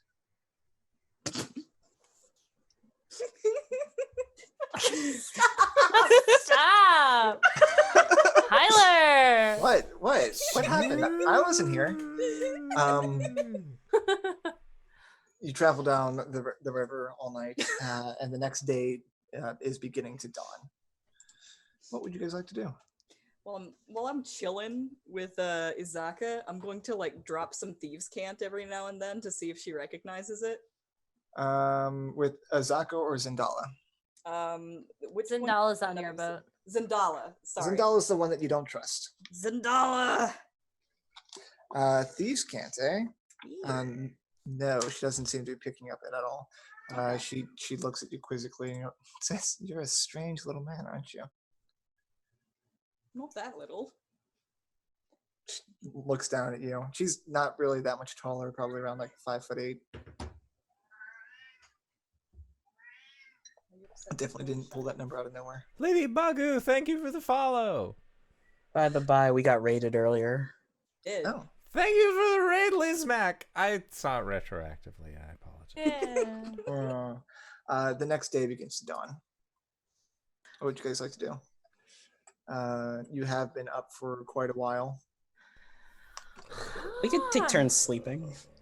I'm so tired. Can I take my nap first, please? Go on then. Thank you. You're so kind to me, Hassan. Should we dock our canoes first? It depends. Is she going to continue? What were the effects of your good berries? It's just nutrition for the day, plus they feel fulfilled. Let me see.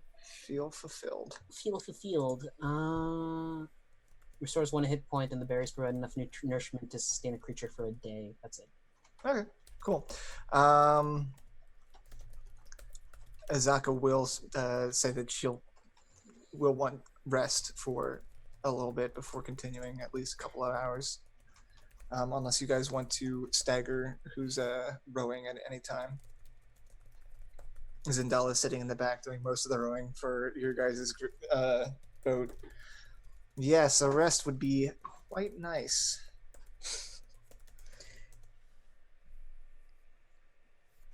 You know, there's not a lot of room, Isaac. I think maybe the sleeping people should be in the back of the boat, and then everyone else can be at the front of the boat, and they can keep watch. Unless there's a spot to good. Keeping watch is a very good idea, but I need a little bit of rest. Most useful during the night. Oh, I'm going to sleep. Good night, everyone. RinRin just passes out in the back of the boat. All right. So you guys want to take an 8-hour rest, split up, watch, try and get some sleep as the sun begins to rise. I think that would be the best idea. And a light rainfall begins. You can park your canoes underneath a outcropping of trees by the bank. And who's going to take first watch? I will. I will. I need to learn more about my new longtime friend. Which one? Havil. Of course. All right. Undril, Azaka, and Zindala will take a nap, as well as RinRin, and the other 3 will stay up. Hassan unceremoniously takes off his coat and throws it on top of RinRin. RinRin seems to cuddle into this. Nice. There's no tuck-in, though. It's just... Before you guys get into your nonsense, go ahead and everyone on watch roll perception checks. This is the first time I've ever rolled a nat 20 with this dice. It usually rolls really low. Womp, womp, womp, Told womp. you. Womp, womp, womp, Going womp. to live out of spite. He's gonna live out of spite and spite alone. All right, it's not day yet, is it? It is morning, so yes, the sun is out. Okay. Well, fuck. Well, fuck. Much less good. 21. All right. 17. 17, even with disadvantage. Expertise. Well done. Is there anything you guys want to talk about in the morning? All right. Let me get this straight. Your name isn't Havil. Hassan will lean on his cane with a smile. No. Why would people tell me your name was Havil this whole time? It's because they're trying to mess with you, Naodaza. I knew it. I don't trust anyone on the continent. The only people I trust, they're all right here. Even patrons at the bar. Can't trust them. Can trust their gold, though. I'm surprised that you're not more furious that you've been lied to, Naodaza. I would... Oh, people lie all the time. Pretty much every day of their lives. Hassan smiles at this. I mean, I'm gonna let you in on a little secret. Remember when I pointed out at the mosaic when we were in Port Nyan? Yes, I Port do. Nyancat, or whatever it was called. Yes, with Davy and Earl, was it? Earl and I weren't friends. Naodaza, how could you lie to me like that? We were acquaintances at best. But all of the heroics I done, that's a fact. I done did them. Why do you think I have this sword? And he pulls out a really ornate looking longsword. Hassan looks very confused. I pulled it out of a stone. A woman from a lake told me to go and find it, so I did. And I found it, and it spoke to me and said, Naodaza, you're gonna be a hero someday. And I believed it, and I always believe what women in lakes tell me.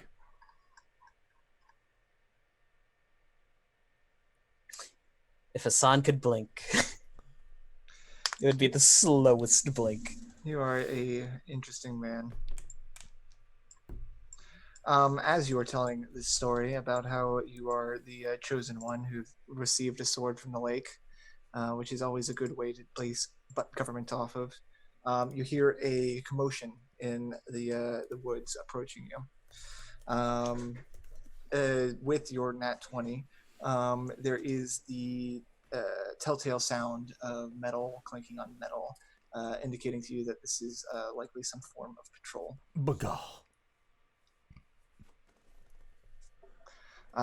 And not, well, while you were telling this story, out from the woods appears a group of men, and a large group of humanoids, and they are wearing finely maintained armor, and on their uniforms is a fist that's flaming. So you would probably assume that these guys are part of the Flaming Fist. One of those fisters I've heard about. And as they're coming through the woods, they spot you, and one of them, who has probably the most ornate armor, waves down at you guys and says, "Hello there!" Greetings and salutations, well met, traveler. He comes down towards you guys with one or two of his guards, notices that some of your party are sleeping, and lowers his voice. "Oh, sorry, I didn't mean to interrupt anything. Travel can be rough here. You traveling out of the port?" That's correct. Good. I hate to be a bother, but do you have your charter on you? My what? Your charter? No. Charter of exploration. Obviously, we have our charter on us. Oh, good. Do you mind if I see it? Why would you need to see it? Well, company policy is, just whenever we come across adventurers, to make sure everything's, above board. I have a very reasonable question for you. Do I look like an adventurer? Well, you're out in the jungle, in Schultz. I am a philanthropist. A philanthropist adventurer? No. Adventurer, that's a strong term. I don't like those terms. I am seeking a new revenue for a housing market. Now, what we got here are people thinking about possibly developing this new location. We are staking out a claim for new property. Well, property claims are supposed to go through the forts, where you get your charter, where they say you can look for a property. Well, that doesn't sound very clandestine. Well, no, this is a military operation. We have claim over this land. So your charter, please. And his guards around him are looking a little more agitated. Hassan looks to Naodaza with this, why do you speak? Now, if you'll give me a moment. And he'll just start, of course. Rifling through a bag. Baz doesn't say anything, but he starts gripping his rifle underneath the, out of sight under the boat. And he turns around and just kind of gives an eye to Hassan once again. So who do I have the pleasure of speaking with? Oh, I'm Corporal James Bell. Well, pleasure to make your Corporal of acquaintance. the Flaming Fists. Just doing our patrols. You know, it's really easy to lose those charters. You know, pieces of paper in a wet jungle. They can go missing at any point. They could disintegrate quite easily in these weather. Quite easy in this weather. You know, it's drizzling a little bit. So, you know, I understand if it might have been, just might not be anywhere that you can retrieve it at this time. And maybe I'll just, you know, forget that I didn't see it. How much? Just, you know, 75 gold. Hassan will reach into his coat and pull out another small bag of coin. There it is, I found it. I have cast Minor Illusion and I'm holding it from afar. Everything seems to be in order, right, Corporal? You are so right. You know, you guys, you're nice people. I'll hopefully see you around sometime. Good luck. It's a dangerous world out there. Likewise. Wait, so did he fall for my illusion or did he take the money? I'm confused. He took the money. Damn it. He fell for the illusion. Naodaza thinks he fell for the illusion. Now Daz totally thinks he fell for the illusion, and then afterwards just... How many people are in the patrol? That you can see, that came down with him. It's him and 3 others. And up on the hill you can see, give me a perception check, actually. Disadvantage. Disadvantage on their perception check. Hold on, let me use the ones where I can't see very well.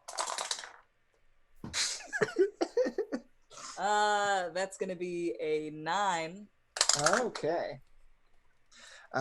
You can see up there 4. Okay. Baz is going to look back at Hassan and say, I've still got a clear shot. It's too many. Fair enough. Hassan, did you want to do a perception check as well, or good to go? Oh, do I need to? Baz says that he sees people. Yeah. If I see people, I'll let him know. I'll be all like, 4 on the ridge. Got a clear shot. At this point, the corporal is making his way back up the hillside, and waving to have his posse move along. I would much rather that there wouldn't be anyone heading back to their camp. But at this range, I think only you can hit them. So, we played cool. Cool and collected. I'm out of money, by the way. I don't think the sun's in the right position for this kind of maneuver, if you get my drift. Well, I'm glad you guys are having fun. As the Flaming Fist patrol disappears into the jungle, the sun continues to rise and a couple of hours pass. Did you guys want to make sure you take a nap as well? Yeah. Oh, for sure. I'll update our guide and the rest of the party on what happened. I do not like those Flaming Fist. I don't like them either, but considering half of the people here was sleeping, taking them in a fight is, ill-advised. not, yes. Do we have to fight them? We may. Okay. Well, without charter of exploration, it can be difficult coming across them. Can't we just- Sorry. Well, can't we just make one up? How good are you at forgery? Actually, Baz is gonna raise a hand, and actually, as soon as I get a hold of some materials, that is exactly within my skill set. well, when we make it to the fort, we can get some things, yes? We can see if there are anyone there. An escort mission, as it were. We're not adventuring, we're escorting. I don't Yes. think that they would care about They the It's for one of semantics. their care own. about the fronts. This? Hmm? What? The escort is for one of their own. Really? No, Undril is part of the Order of the Gauntlet, which, funnily enough, is completely different from the Flaming Fist, as she explains to you in her cute little voice. The Order is more of a government-based military, whereas the Flaming Fist are mercenaries. Oh, so you're paid differently. Coincidentally, with similar materials, I could also disguise you as a member of the Flaming Fist. Do you think we'll need that? It's only going to be 3 more days. 3 more days, and then who knows how long while we're out in the jungle. If we run Well, into another patrol, Okay, well, maybe we forge documentation when we get, or we get the right documentation when we get there. Izaka, how much is it to get the correct documentation? Well, it's more heartache than anything going to the forts and buying it, but is only 50 gold. See, then we could be legal. That would mean going back to the port, by the way. But we're going to a fort now. It's not the same. Different fort. Do we know where any Flaming Fist forts are? Flaming Fist forts. It's hard Flaming to say. Fist fort. So the Flaming Fist fort is Bolurian, which is about 2 days travel up the beach from the port. Your guys' fort is the opposite direction. Oh, I don't like that. So we forged the documentation. 15 gold worth of materials. Things like wax, quills, paper. We need a Gotta get the name to right sign it. kind.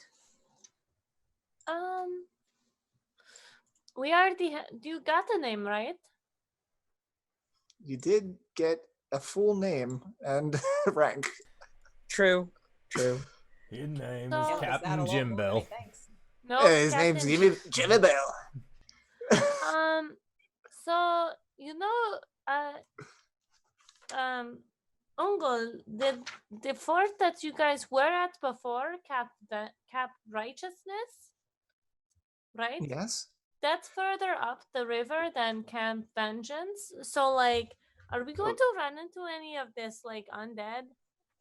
Oh, I mean, I was told that there's definitely a possibility, and I was also, they did a briefing about how you shouldn't go to Camp Righteous because a lot of people died there, so there's probably zombies. So we float past them because zombies can't swim, right? Well, they can walk on the bottom. Right, but they can't touch the boat because the river's too deep, right? The river isn't too deep, she says, sticking her spear down, and like about 4 feet down, it reaches the bottom. And that was Izaka. I've got something for that. At least a little stretch of the river I can cover. Make a fog cloud.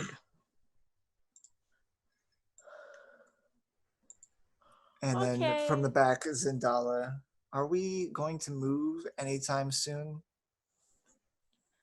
Yes, I think everyone else can take a nap while we row down the river. Perfect. Since I've been doing all the rowing back here anyway. RinRin, why don't you get into boat 2? But then I cannot protect Baz you. looks offended. He's been rowing too. With those noodly arms. I have not. Son, I cannot protect you from the back boat. You'll be fine. I need to be in the lead boat anyway to cast this spell. Okay. Baz is gonna take a trance. Camp, what's this now? The one that was overrun is still like a day. Yeah. Righteous. Camp Righteous. Yeah. Vengeance. So you guys got 3 more days of rowing to go. After 2 days, you'll pass Camp Righteous, and the following day, you'll get to Camp Vengeance. So we can continue going throughout the days. How would you like to? Did you want to switch Zendala and RinRin? Yes. Okay. I'm sorry, RinRin. It's okay. You didn't do anything wrong, and we love you. Yay! I will give RinRin a bardic inspiration. Thank you so much. Naodaza, you're my favorite. No, I'm my favorite too, mon cher. Before we get into day 2 and the second roll for whether or not you guys get lost, how you're gonna have to forgive me for not usually running these. How long do we want to go? We will typically go in a 3-hour stretch, so we would be going for another half hour past this point. Perfect. I say with no ill intentions whatsoever. Oh, definitely. Anyway, Baz takes a nap. those of you that were not napping, you can nap as you continue down the river. And for the second day, you still want Azaka leading the way? Yeah. Oh, the best way, yes. I'll bardically inspire her again. Do it. Ooh, yeah. Oh, yeah, she knows the way. Anyway, a day passes, you continue down the river. Zendala continues to be a little less than friendly, and Undril and RinRin unfortunately can't become best friends, but she chats with Hassan instead. More like talks at Hassan. Uh-huh. And Hassan and Zaka remain quiet. How do you just want to row through the day and keep going? Yeah. Taking rests here and there to... Yeah, taking just short rests to refill your energy. The night falls and you continue down the river. The next morning dawns and there's not a cloud in the sky. And it is hot and muggy. And no, I don't mean someone left a bunch of coffee mugs outside. I will say, just as you guys are figuring out the process of moving down the river, you were kind of trading rests. So would you like your rest to be at night or in the morning? Like an 8-hour period each day where everyone, you split up the rest and just keep moving down the river, or stop if you like. Was that Wings? Boy, as a Scarface angsty boy once said, you rise with the sun, I rise with the moon. Wait, he said it the other way around. Anyway, I'm at night. You want to do all your traveling at night. Or I'll try and stay awake at night, usually. I think it would make the most sense to stay moving at night, because if there's danger on the land during the night, then it's going to be easier to spot danger during the day than it will be at night. Okay, I like this plan. So it is the second day or the second morning of you guys is traveling. Make sure you mark off food and water for the previous day, as well as insect repellents. I think Hassan is immune to poison, so has no worries. And the second day morning, and it sounds like you guys are doing your resting on and off again in the morning. We'll keep kind of the same plan with half of each boat resting. So you want to stick to the same thing? Actually, that's the entire first boat. No, wait. Who's resting? Who's awake? RinRin is resting in the morning. We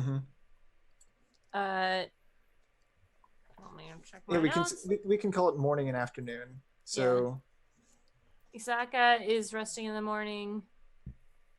And Ungul. definitely. Who else?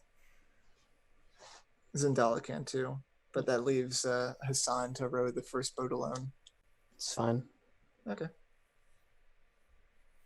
We just don't go as fast. So RinRin and NPCs, and then the other guys. Yeah. So the other guys, please roll perception checks. Oh boy. That right there's a 14.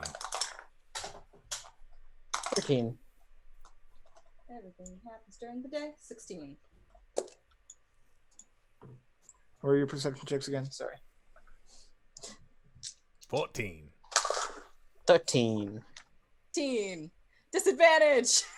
Sorry, What you teen? keep on cut. Yeah, you keep on cutting out at the end. Something's teen. 16? Yeah, 16 for me. Okay. You guys are drifting down the water. Doing your normal thing. When a flurry of arrows come out of the treetops. And I'd like y'all to roll initiative as I do the first surprise round. At disadvantage? If I'm asleep? If you're asleep, yes.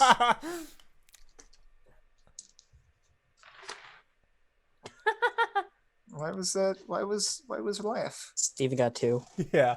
I got a 17. Hassan, you are the only person awake in the front boat, so the flurry of arrows is directed at you. And actually, Hassan and Baz, since Baz is rowing in the back boat. You want to hit a 16, bud? So 16 for Hassan, 2 for our boy, RinRin. I got a 14 as my initiative. Hassan, RJ, what was your initiative roll, not your AC? Oh, my initiative roll was 13. Oh, I'm sorry. I misheard that. Sorry. You said the flurry of arrows, and I was like, oh, you want to hit 16. Okay, I will try. I also got a 14. Who has the higher dex? I wonder who has the higher dex, the monk? I'm a rogue, so we both are dex. It's fair enough. Monk has I have a plus. 18. I have 18. Yeah, Rogue has 16. Fine. You fools. And There's this flirting down there. wow, they rolled really good. That was a lie.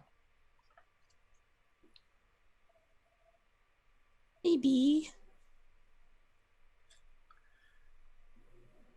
She stops. And then all of your guys' companions are at disadvantage. I'm great at rolling.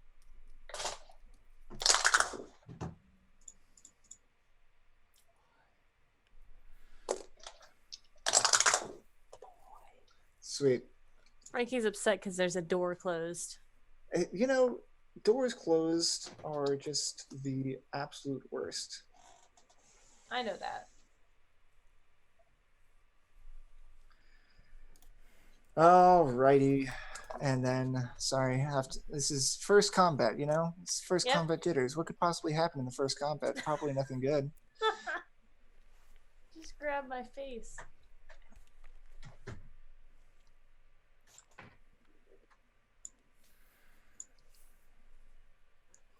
All right. So I need Stoic to wings. hit a 16 on your boy. Wow. That does not hit. That was a 14. Cool. So, and what's not Baz. Baez lists? AC? 14. 14. Oh, that hits. Oh no. Oh no. I actually don't need anything from you. It is just poisoned. I need you to take 4 piercing damage and 5 poison damage as an arrow pierces into you. And Oh fuck. you look up and the trees are littered with these small amphibious creatures. They are size small, and they are a bunch of different colors, orange, blue, and red. And they are preparing to jump down from their treetops to land amongst you. I'm hurt. I'm hurt real bad, you guys. At the top of the round is RinRin. RinRin, you can see one orange-colored one and five. Sorry, it's orange. One orange, five green. I'm so startled awake. RinRin is going to. Sorry. The terrain it's about 20 feet either side to the shore. And the treetops hang kind of over you. Okay. So are any of them on the boat yet?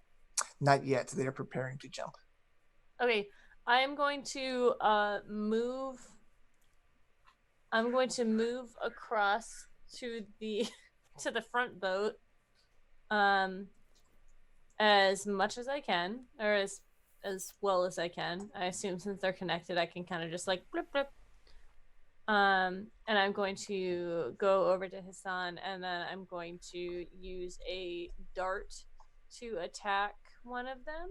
Okay. One of these froggy boys. So you kind of like just jump up to the front boats and do your protectorly duty. Yeah. Nice. How's an 11? 11, orange or green? Green. That does not hit. Okay. I will spend a key point to use for flurry of blows. Oh no, I can't because that's an unarmed attack. So I will use no,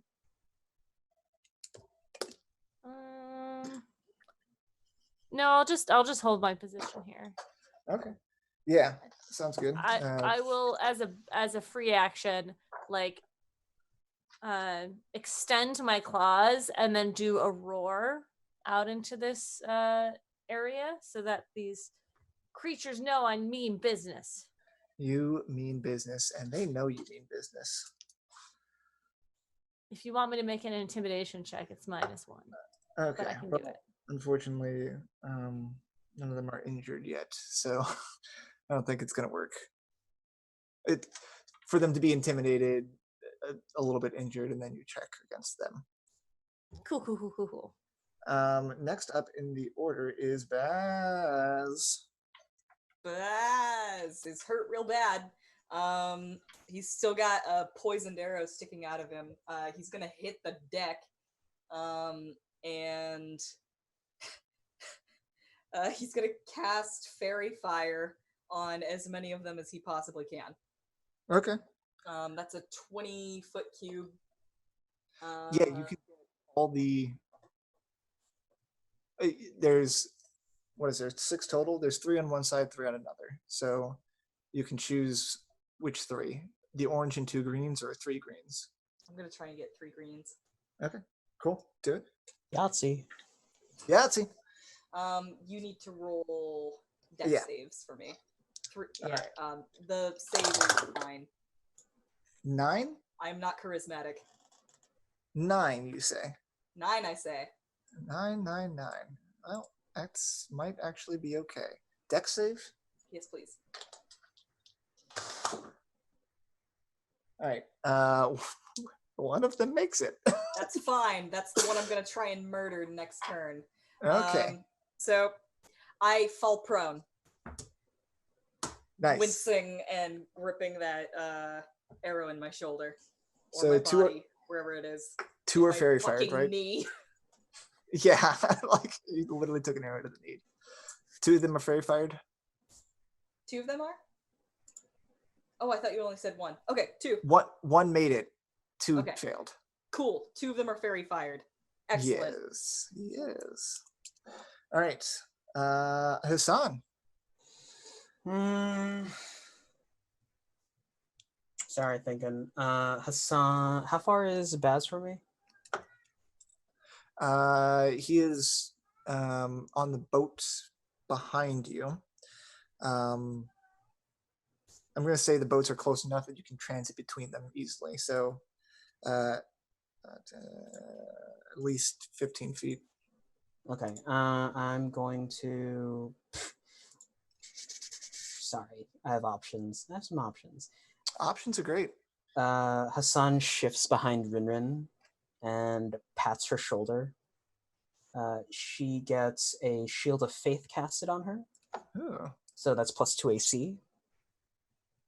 And from where he's standing, he glares at one of the green ones and casts Toll the Dead. Like his eyes flash a viper red. So they have to make a 13 whiz save. All right, wisdom. I'm sure these guys are super wise. Well, that was a nat 20. Oof. Nothing happens. Big oof. Get my turn. Well, good for this guy. He's an excited little grung. He's ready to stab. Cool. Shield of Faith and Toll Bong. Next is Zendala, who has just been woken up, and was really excited to get some sleep. So she is going to do something a little angry, and that angry thing is to put together both hands, build a flaming ball in them, and throw it at one of the trees.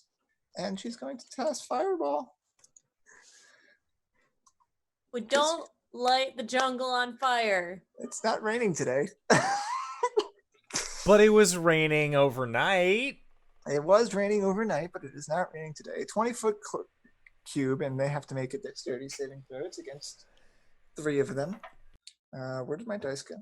And her saving throw is kind of high. One of them makes it, and the other does not.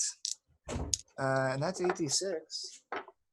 I don't have enough dice for this. Oh boy. I believe in you.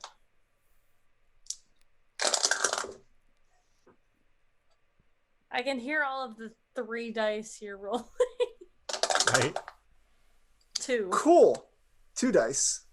And even the one that makes it takes half damage and gets fucking eviscerated.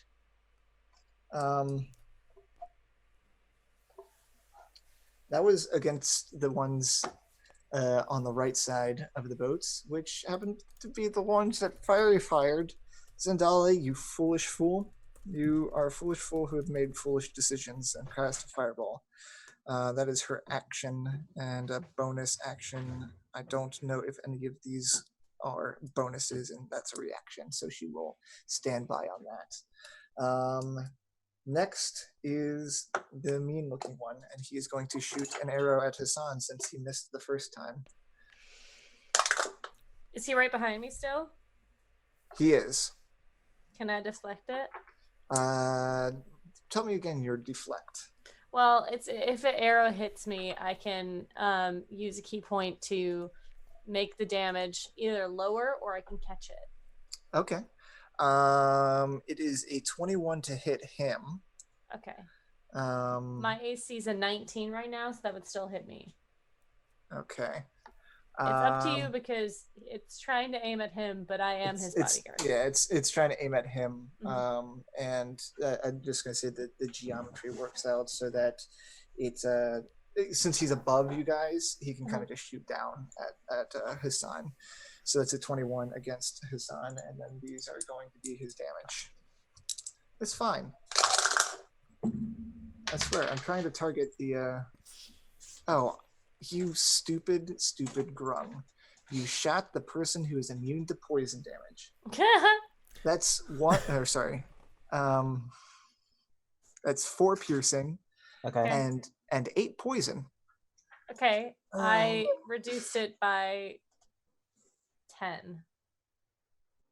I don't take poison damage, hun. Yeah. I know. I'm immune. And it was hitting him and not you. Right. Okay.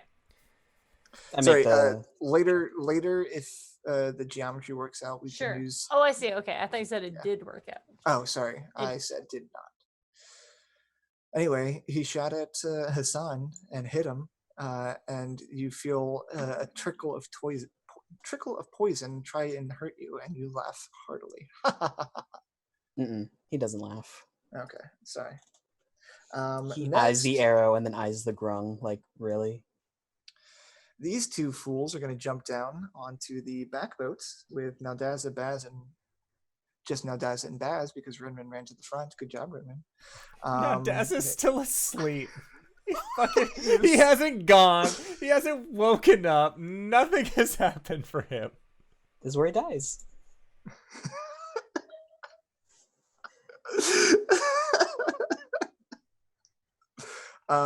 They're going to land amongst you and one attack each for Naodaza and the Basilisk. You guys are both on the ground.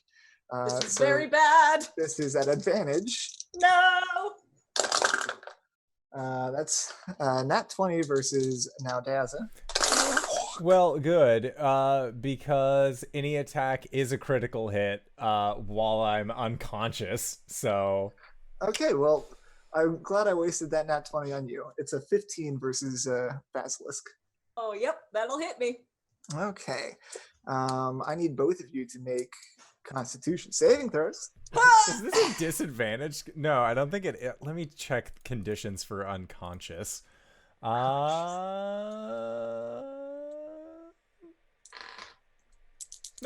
I'm trying to kill the party. 14. 12. You're both good. 5, 6, 7. 7 piercing and 6 poison for Naodaza. And then for Basilisk, it is max damage. 6 piercing and 4 poison. Is that already halved? Halved? No, the poison, the I just did Constitution that. was Okay. for something else. I am down. Unfortunate. It's gonna be fine. I promise. Don't worry about it. I'm not gonna try and kill you again. I'm not feeling bad about it already. I swear, this is what I wanted. I wanted this. Excellent. Next up is going to be Azaka. She is quite upset about this situation. She is going to use her longbow standing up and send 2 arrows angrily at the grung in the tree as she knows that he is their leader. Here is 2 attacks. Both will hit, and that's 2d8s. I'm sorry, to whom? Oh, to the bad guys. Yes. Oof. All right, that's 16 damage. It's still up, but it just took 2 fucking arrows to the chest. Good job, Azaka. Up next is Undril, and she does not like the fact that someone nearby is suffering.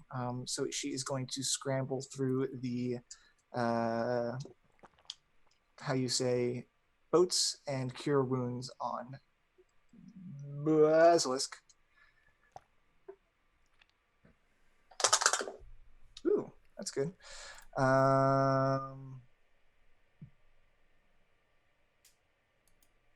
What's your level?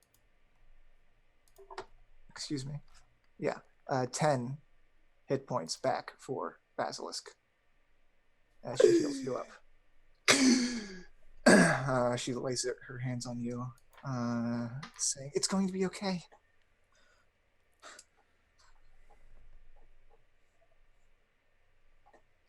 One first level spell slot for you, and awesome. Up next is Naodaza. It's been a whole round. Sorry, first she's also going to cast Spiritual Weapon because she's a cool priest that can do things like that. She's going to cast it up by the orange grung. And melee attack on a hit, target takes force damage. All right. Why'd you guys have to adopt so many? Because swear. there are Go ahead. children. They are your children. Go ahead, Naodaza. As a bonus action, I'm going to use one of my bardic inspirations for a mantle of inspiration. But as he gets stabbed waking up, it's just a high-pitched shrill "ee!" Like, he was not expecting to wake up this way. This is a bad time. There are little bastards on the ship, and then he just, like, stands up, and he'll pull out his schwam and just play a quick little ditty for his mantle of inspiration. But it... God, what is the song? It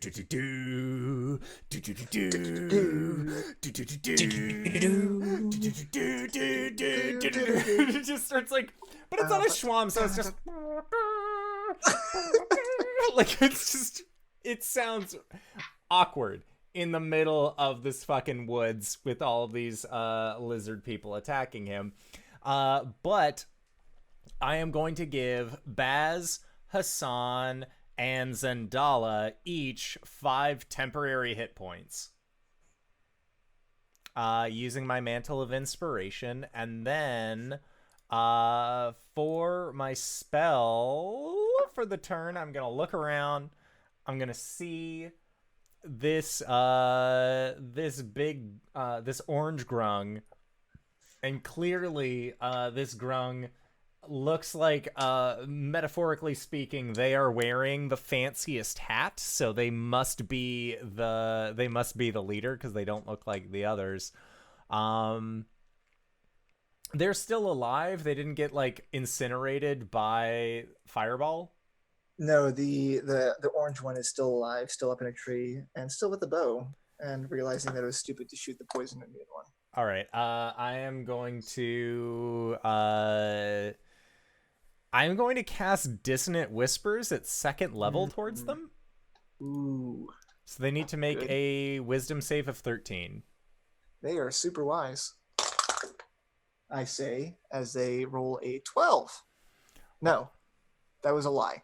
They rolled a 9. Excellent. All right, so I get 4d6 on this Dissonant Whispers. And I'll say, listen here, mon cher. You need to calm the fuck down and get away from here if you know what's good for you. And I am going to deal 15 points of psychic damage. He does not like that. He looks a little crappy. He looks like he's hurt really badly.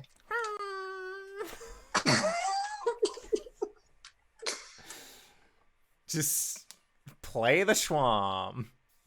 And that's it. That's my turn. I would like to take my reaction to move to the second boat. Mantle of Inspiration gets temp HP, plus you can use your reaction to move without attack of opportunities. Oh, yeah, that thing. That's probably a good thing to tell my friends. Yeah, that's a good one. Go ahead. I played that kind of bard for a while. It was Baz, Hassan, and Zendala. Okay. Where are all the baddies right now? They're on top of you. All of them? No, just 2 are on top of you and Naodaza, and 1's up in a tree. Okay. I'm going to use my reaction to stand up. Okay. Baz's eyes just fly open, his glasses and hat have fallen off, and he's just going to kip up to his feet, and he just looks like disheveled and terrified. You've got a few new holes. Don't talk about my holes. Guys, we're live. Oh shit. Now Deza, anything else on your turn? No, that was it. I used my bonus action and my actual action. So That's beautiful. That's I loved every second of it. RinRin, you're up. Your charge has ran away, and you have a shield of faith on you. Cool. RinRin is going to follow Hassan to the back boat because there's 2 duders back there, or 3? 2, and 2. 1 a tree. Cool. She is going to unarm a strike with her. Did we say her claws are unarmed strikes? Yeah. Well, I don't know if we've discussed that, but I'm pretty sure Tabaxi claws are unarmed strike. Yeah, they do the exact same amount of damage as yeah. Yeah.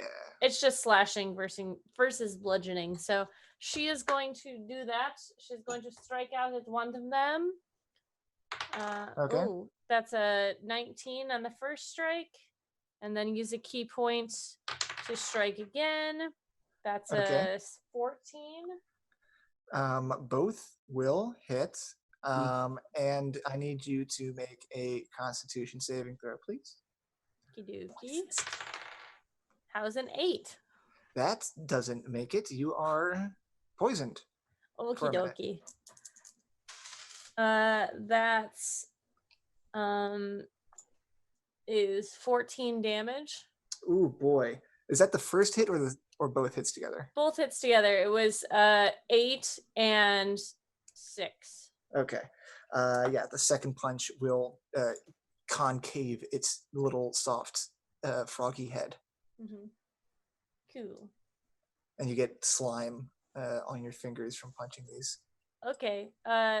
When I reduce a creature within 5 feet of me to 0 HP, I gain 6 temporary HP. So I'm gonna go ahead You do. and Go ahead and do that. So you guys see the like essence of this creature kind of as she hits it. I guess whoever's paying attention, as she slices into it, the essence or the blood or whatever it is of it kind of just like moves up her hand onto her body, and she seems to get a little bit more vigor with it. Yes. Nothing to worry about there. Just a totally normal life sucking. It's the type of monk she is. What monk know, are but you? Wait, a long death, I think. The way Yeah. where you suck people's lives out of them. It's nice. It's the Slorp monk. Yeah. It's the slurp monk. I carry Thank a you for bendy that. straw everywhere I go. Are you awesome? RinRin would carry a silly straw, excuse you, Yeah, it's got swirls. in a heart pattern. Yeah. Basilisk. Hi, That I'm was- Baz. I'm terrified. Is there anybody near me that I can get to that is adjacent to one of my friends? There is someone directly next to you that is adjacent to one of your friends. Cool. I'm gonna attack him. He is within 5 feet. When I say I attack him, I mean I'm gonna take out a big, scary-looking combat knife that's got like the little saw edges. The little on the serrated ends. edge on the back. Yeah. I'm gonna take out one of those, and I'm gonna try and get him. Cool. And attack rolls have disadvantage in sunlight. They sure do, bud. Okay. Okay. Okay, yeah, Okay. good. How's about a 12? A 12 matches. So we get to explain my homebrew rule about matching armor class. Hey, Thanks, guess dude. what? Well, go ahead and explain it. I know exactly what I'm gonna do though. Okay. Remember that niche situation we discussed before? I know that niche situation we discussed before. The way that I do it, I like to add a little flair to when you match someone's AC.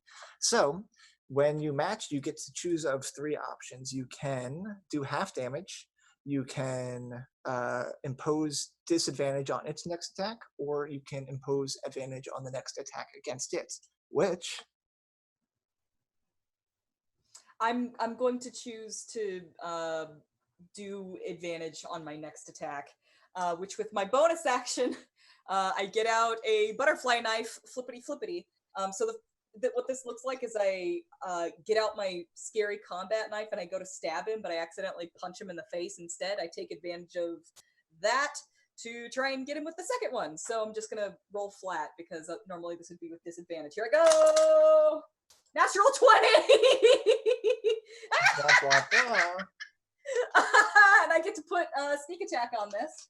So You sure do. I'm gonna murder a motherfucker. I need more d6s. Why do I only have 3? I'm just gonna roll these twice, okay? So I have 2 sneak attack damage and 1 dagger damage. So here we go. It's going to be 7 slashing damage, and then 8, 12, 15 sneak attack damage. Awesome. That's super dead.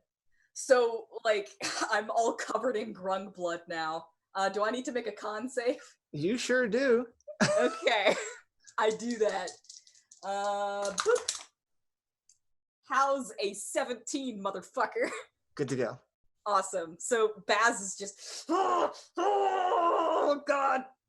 killing, murdering, stabbing multiple times. Yeah, it's normal. That's a normal thing to do. Hassan.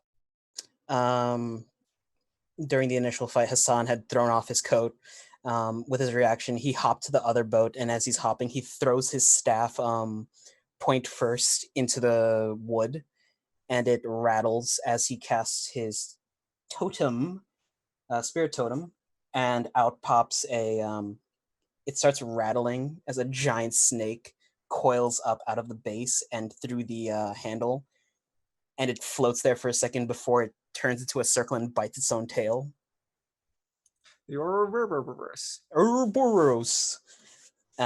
He used all his movement to get up to Naodaza, and he's just gonna say to him, "You're still useful to me, even if you are insufferable." And he's going to touch him and use Cure Wounds for 16 points of healing, and everyone else heals 6. Wowzers. Gadzooks. Oh my gosh, he's never that nice to me. He must really like you.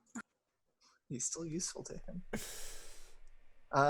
Is that a part of your totem that does that? Yeah, it's the unicorn totem, but I flavored it as the Ouroboros. Yeah, nice. I love it. It's beautiful. Also, everyone has advantage to detect creatures in my aura, which is 60 feet. That's a lot of feet. We can't That's show so many those on feats. Twitch. You can't show those feet on Twitch. Can't show those. Awesome. Anything else in your turn, Hassan? The spooky, awesome, cool. That boy. was a bonus action and my movement, so I'm good. Awesome. Zendala's turn.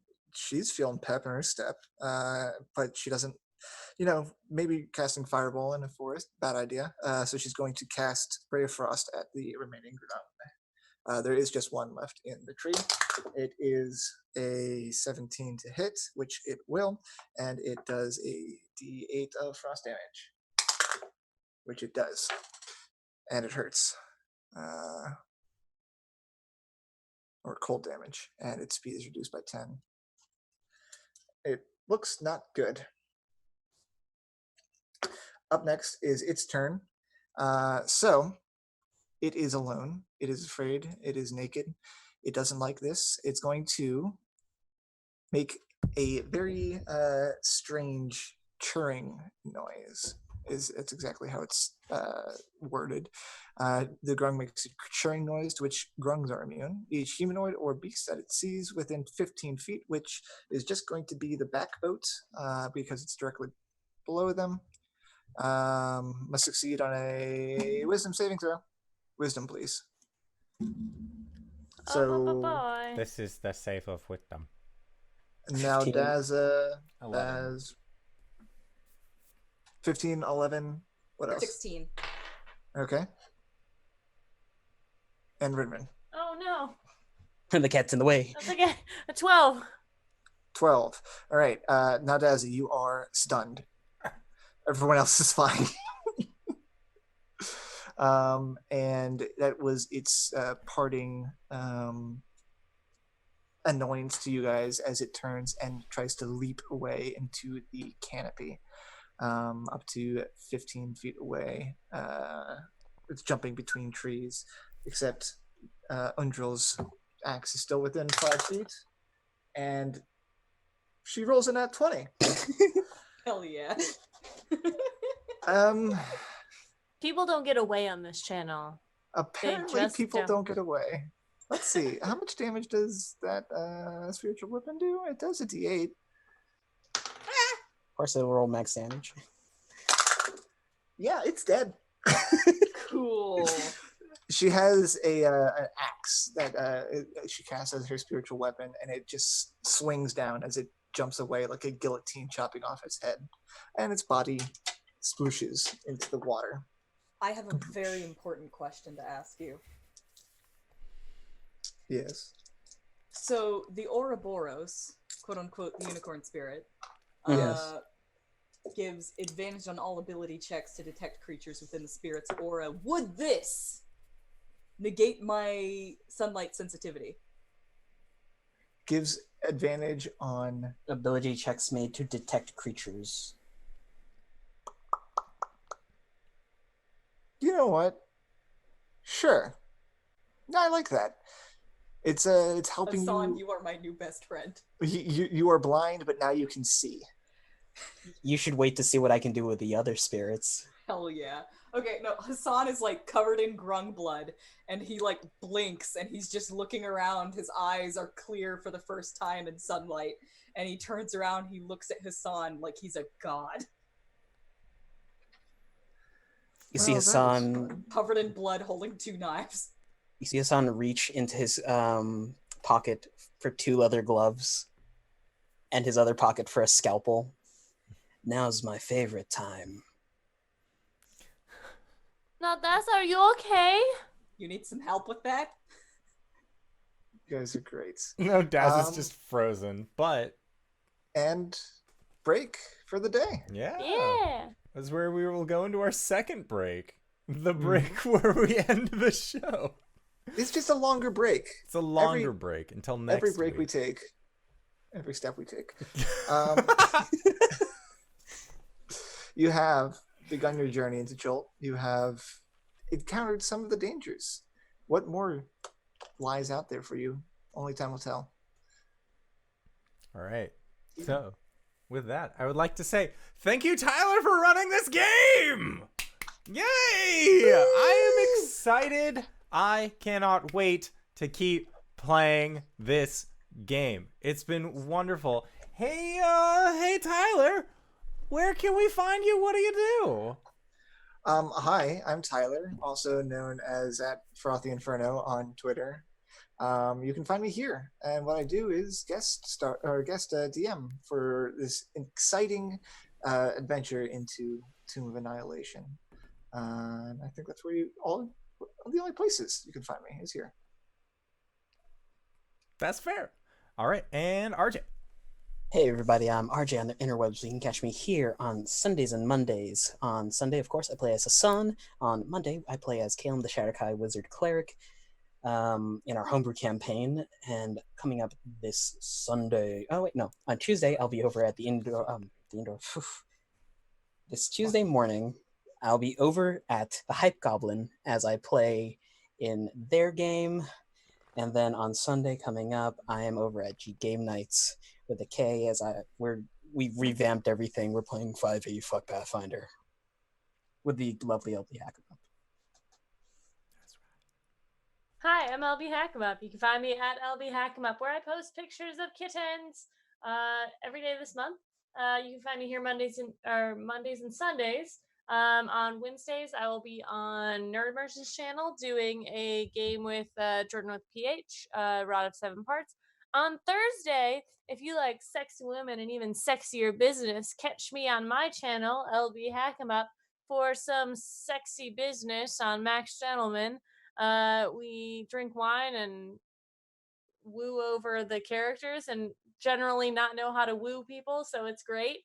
And then on Friday, I'll be on Dammit Barry's channel, the actual Australian Baz, doing Ghost of Saltmarsh, where we're wrapping things up, I think, at this point. And then I will be with RJ on Sunday twice this week. Oh my god. #kittens, DanaeKeener.com. And speaking of DanaeKeener.com, hi everybody, I'm Danae. You can find me at DanaeKeener.com. I do nerdy drawings mostly related to D&D and a lot of things on this channel. You can find me here on Mondays playing as Coriander the Elegant Paladin, or on Sundays playing as Baz, which is short for Basilisk and not Barry. DanaeKeener.com. And if you've made it, and if you've made it this far already, you probably already know who I am. But if you don't, hey Acorns, what's up? It's me, your buddy, your pal, your friend, the Indoor Adventurer, the showrunner here at twitch.tv/Indoor Adventures. We do shows like this Monday, Thursday, and Sunday. First 2 days at 5:30 p.m. Pacific Standard Time. Sundays, we do at 7 because that is the earliest that I could get off of work. On these days, I know it's late for you East Coast people, but hopefully things will work out schedule-wise in the future. We're going to try it. Who knows? Maybe we can even possibly get it at 6:30. It really just depends on when I am able to be free from my full-time job. But if this is your first time joining us, hey, consider checking out our youtube.com/indoor adventures, where we post all of our VODs. Or if you are more of an audio cast styled person, consider checking us out under the same moniker under anywhere audio casts are made available for free. We also have our Patreon set up, so if you go to patreon.com/indoor adventures, you can help support the show, get access to our after show called Nights in the Courtyard, where we answer questions not only from each other but also from the community, as well as find your way into our Discord community, which is honestly the easiest place that you can actually ask us all of those questions, as well as, hey, guess what? We have a pets channel, so if you have really cute pets, let us know. That's where LB posts a lot of pictures of her cats. That's where a lot of the rest of us also post pictures of our cats, dogs, plants, things that we care for and we think are fun. So consider going to check that out. But until next time, I would like to say thank you, Tyler, for running such a wonderful game. Thank you to everybody who decided to stop on by, and thank you to these wonderful players for being able to join us. And we will see all of you guys next time. All right, everybody. Bye-bye!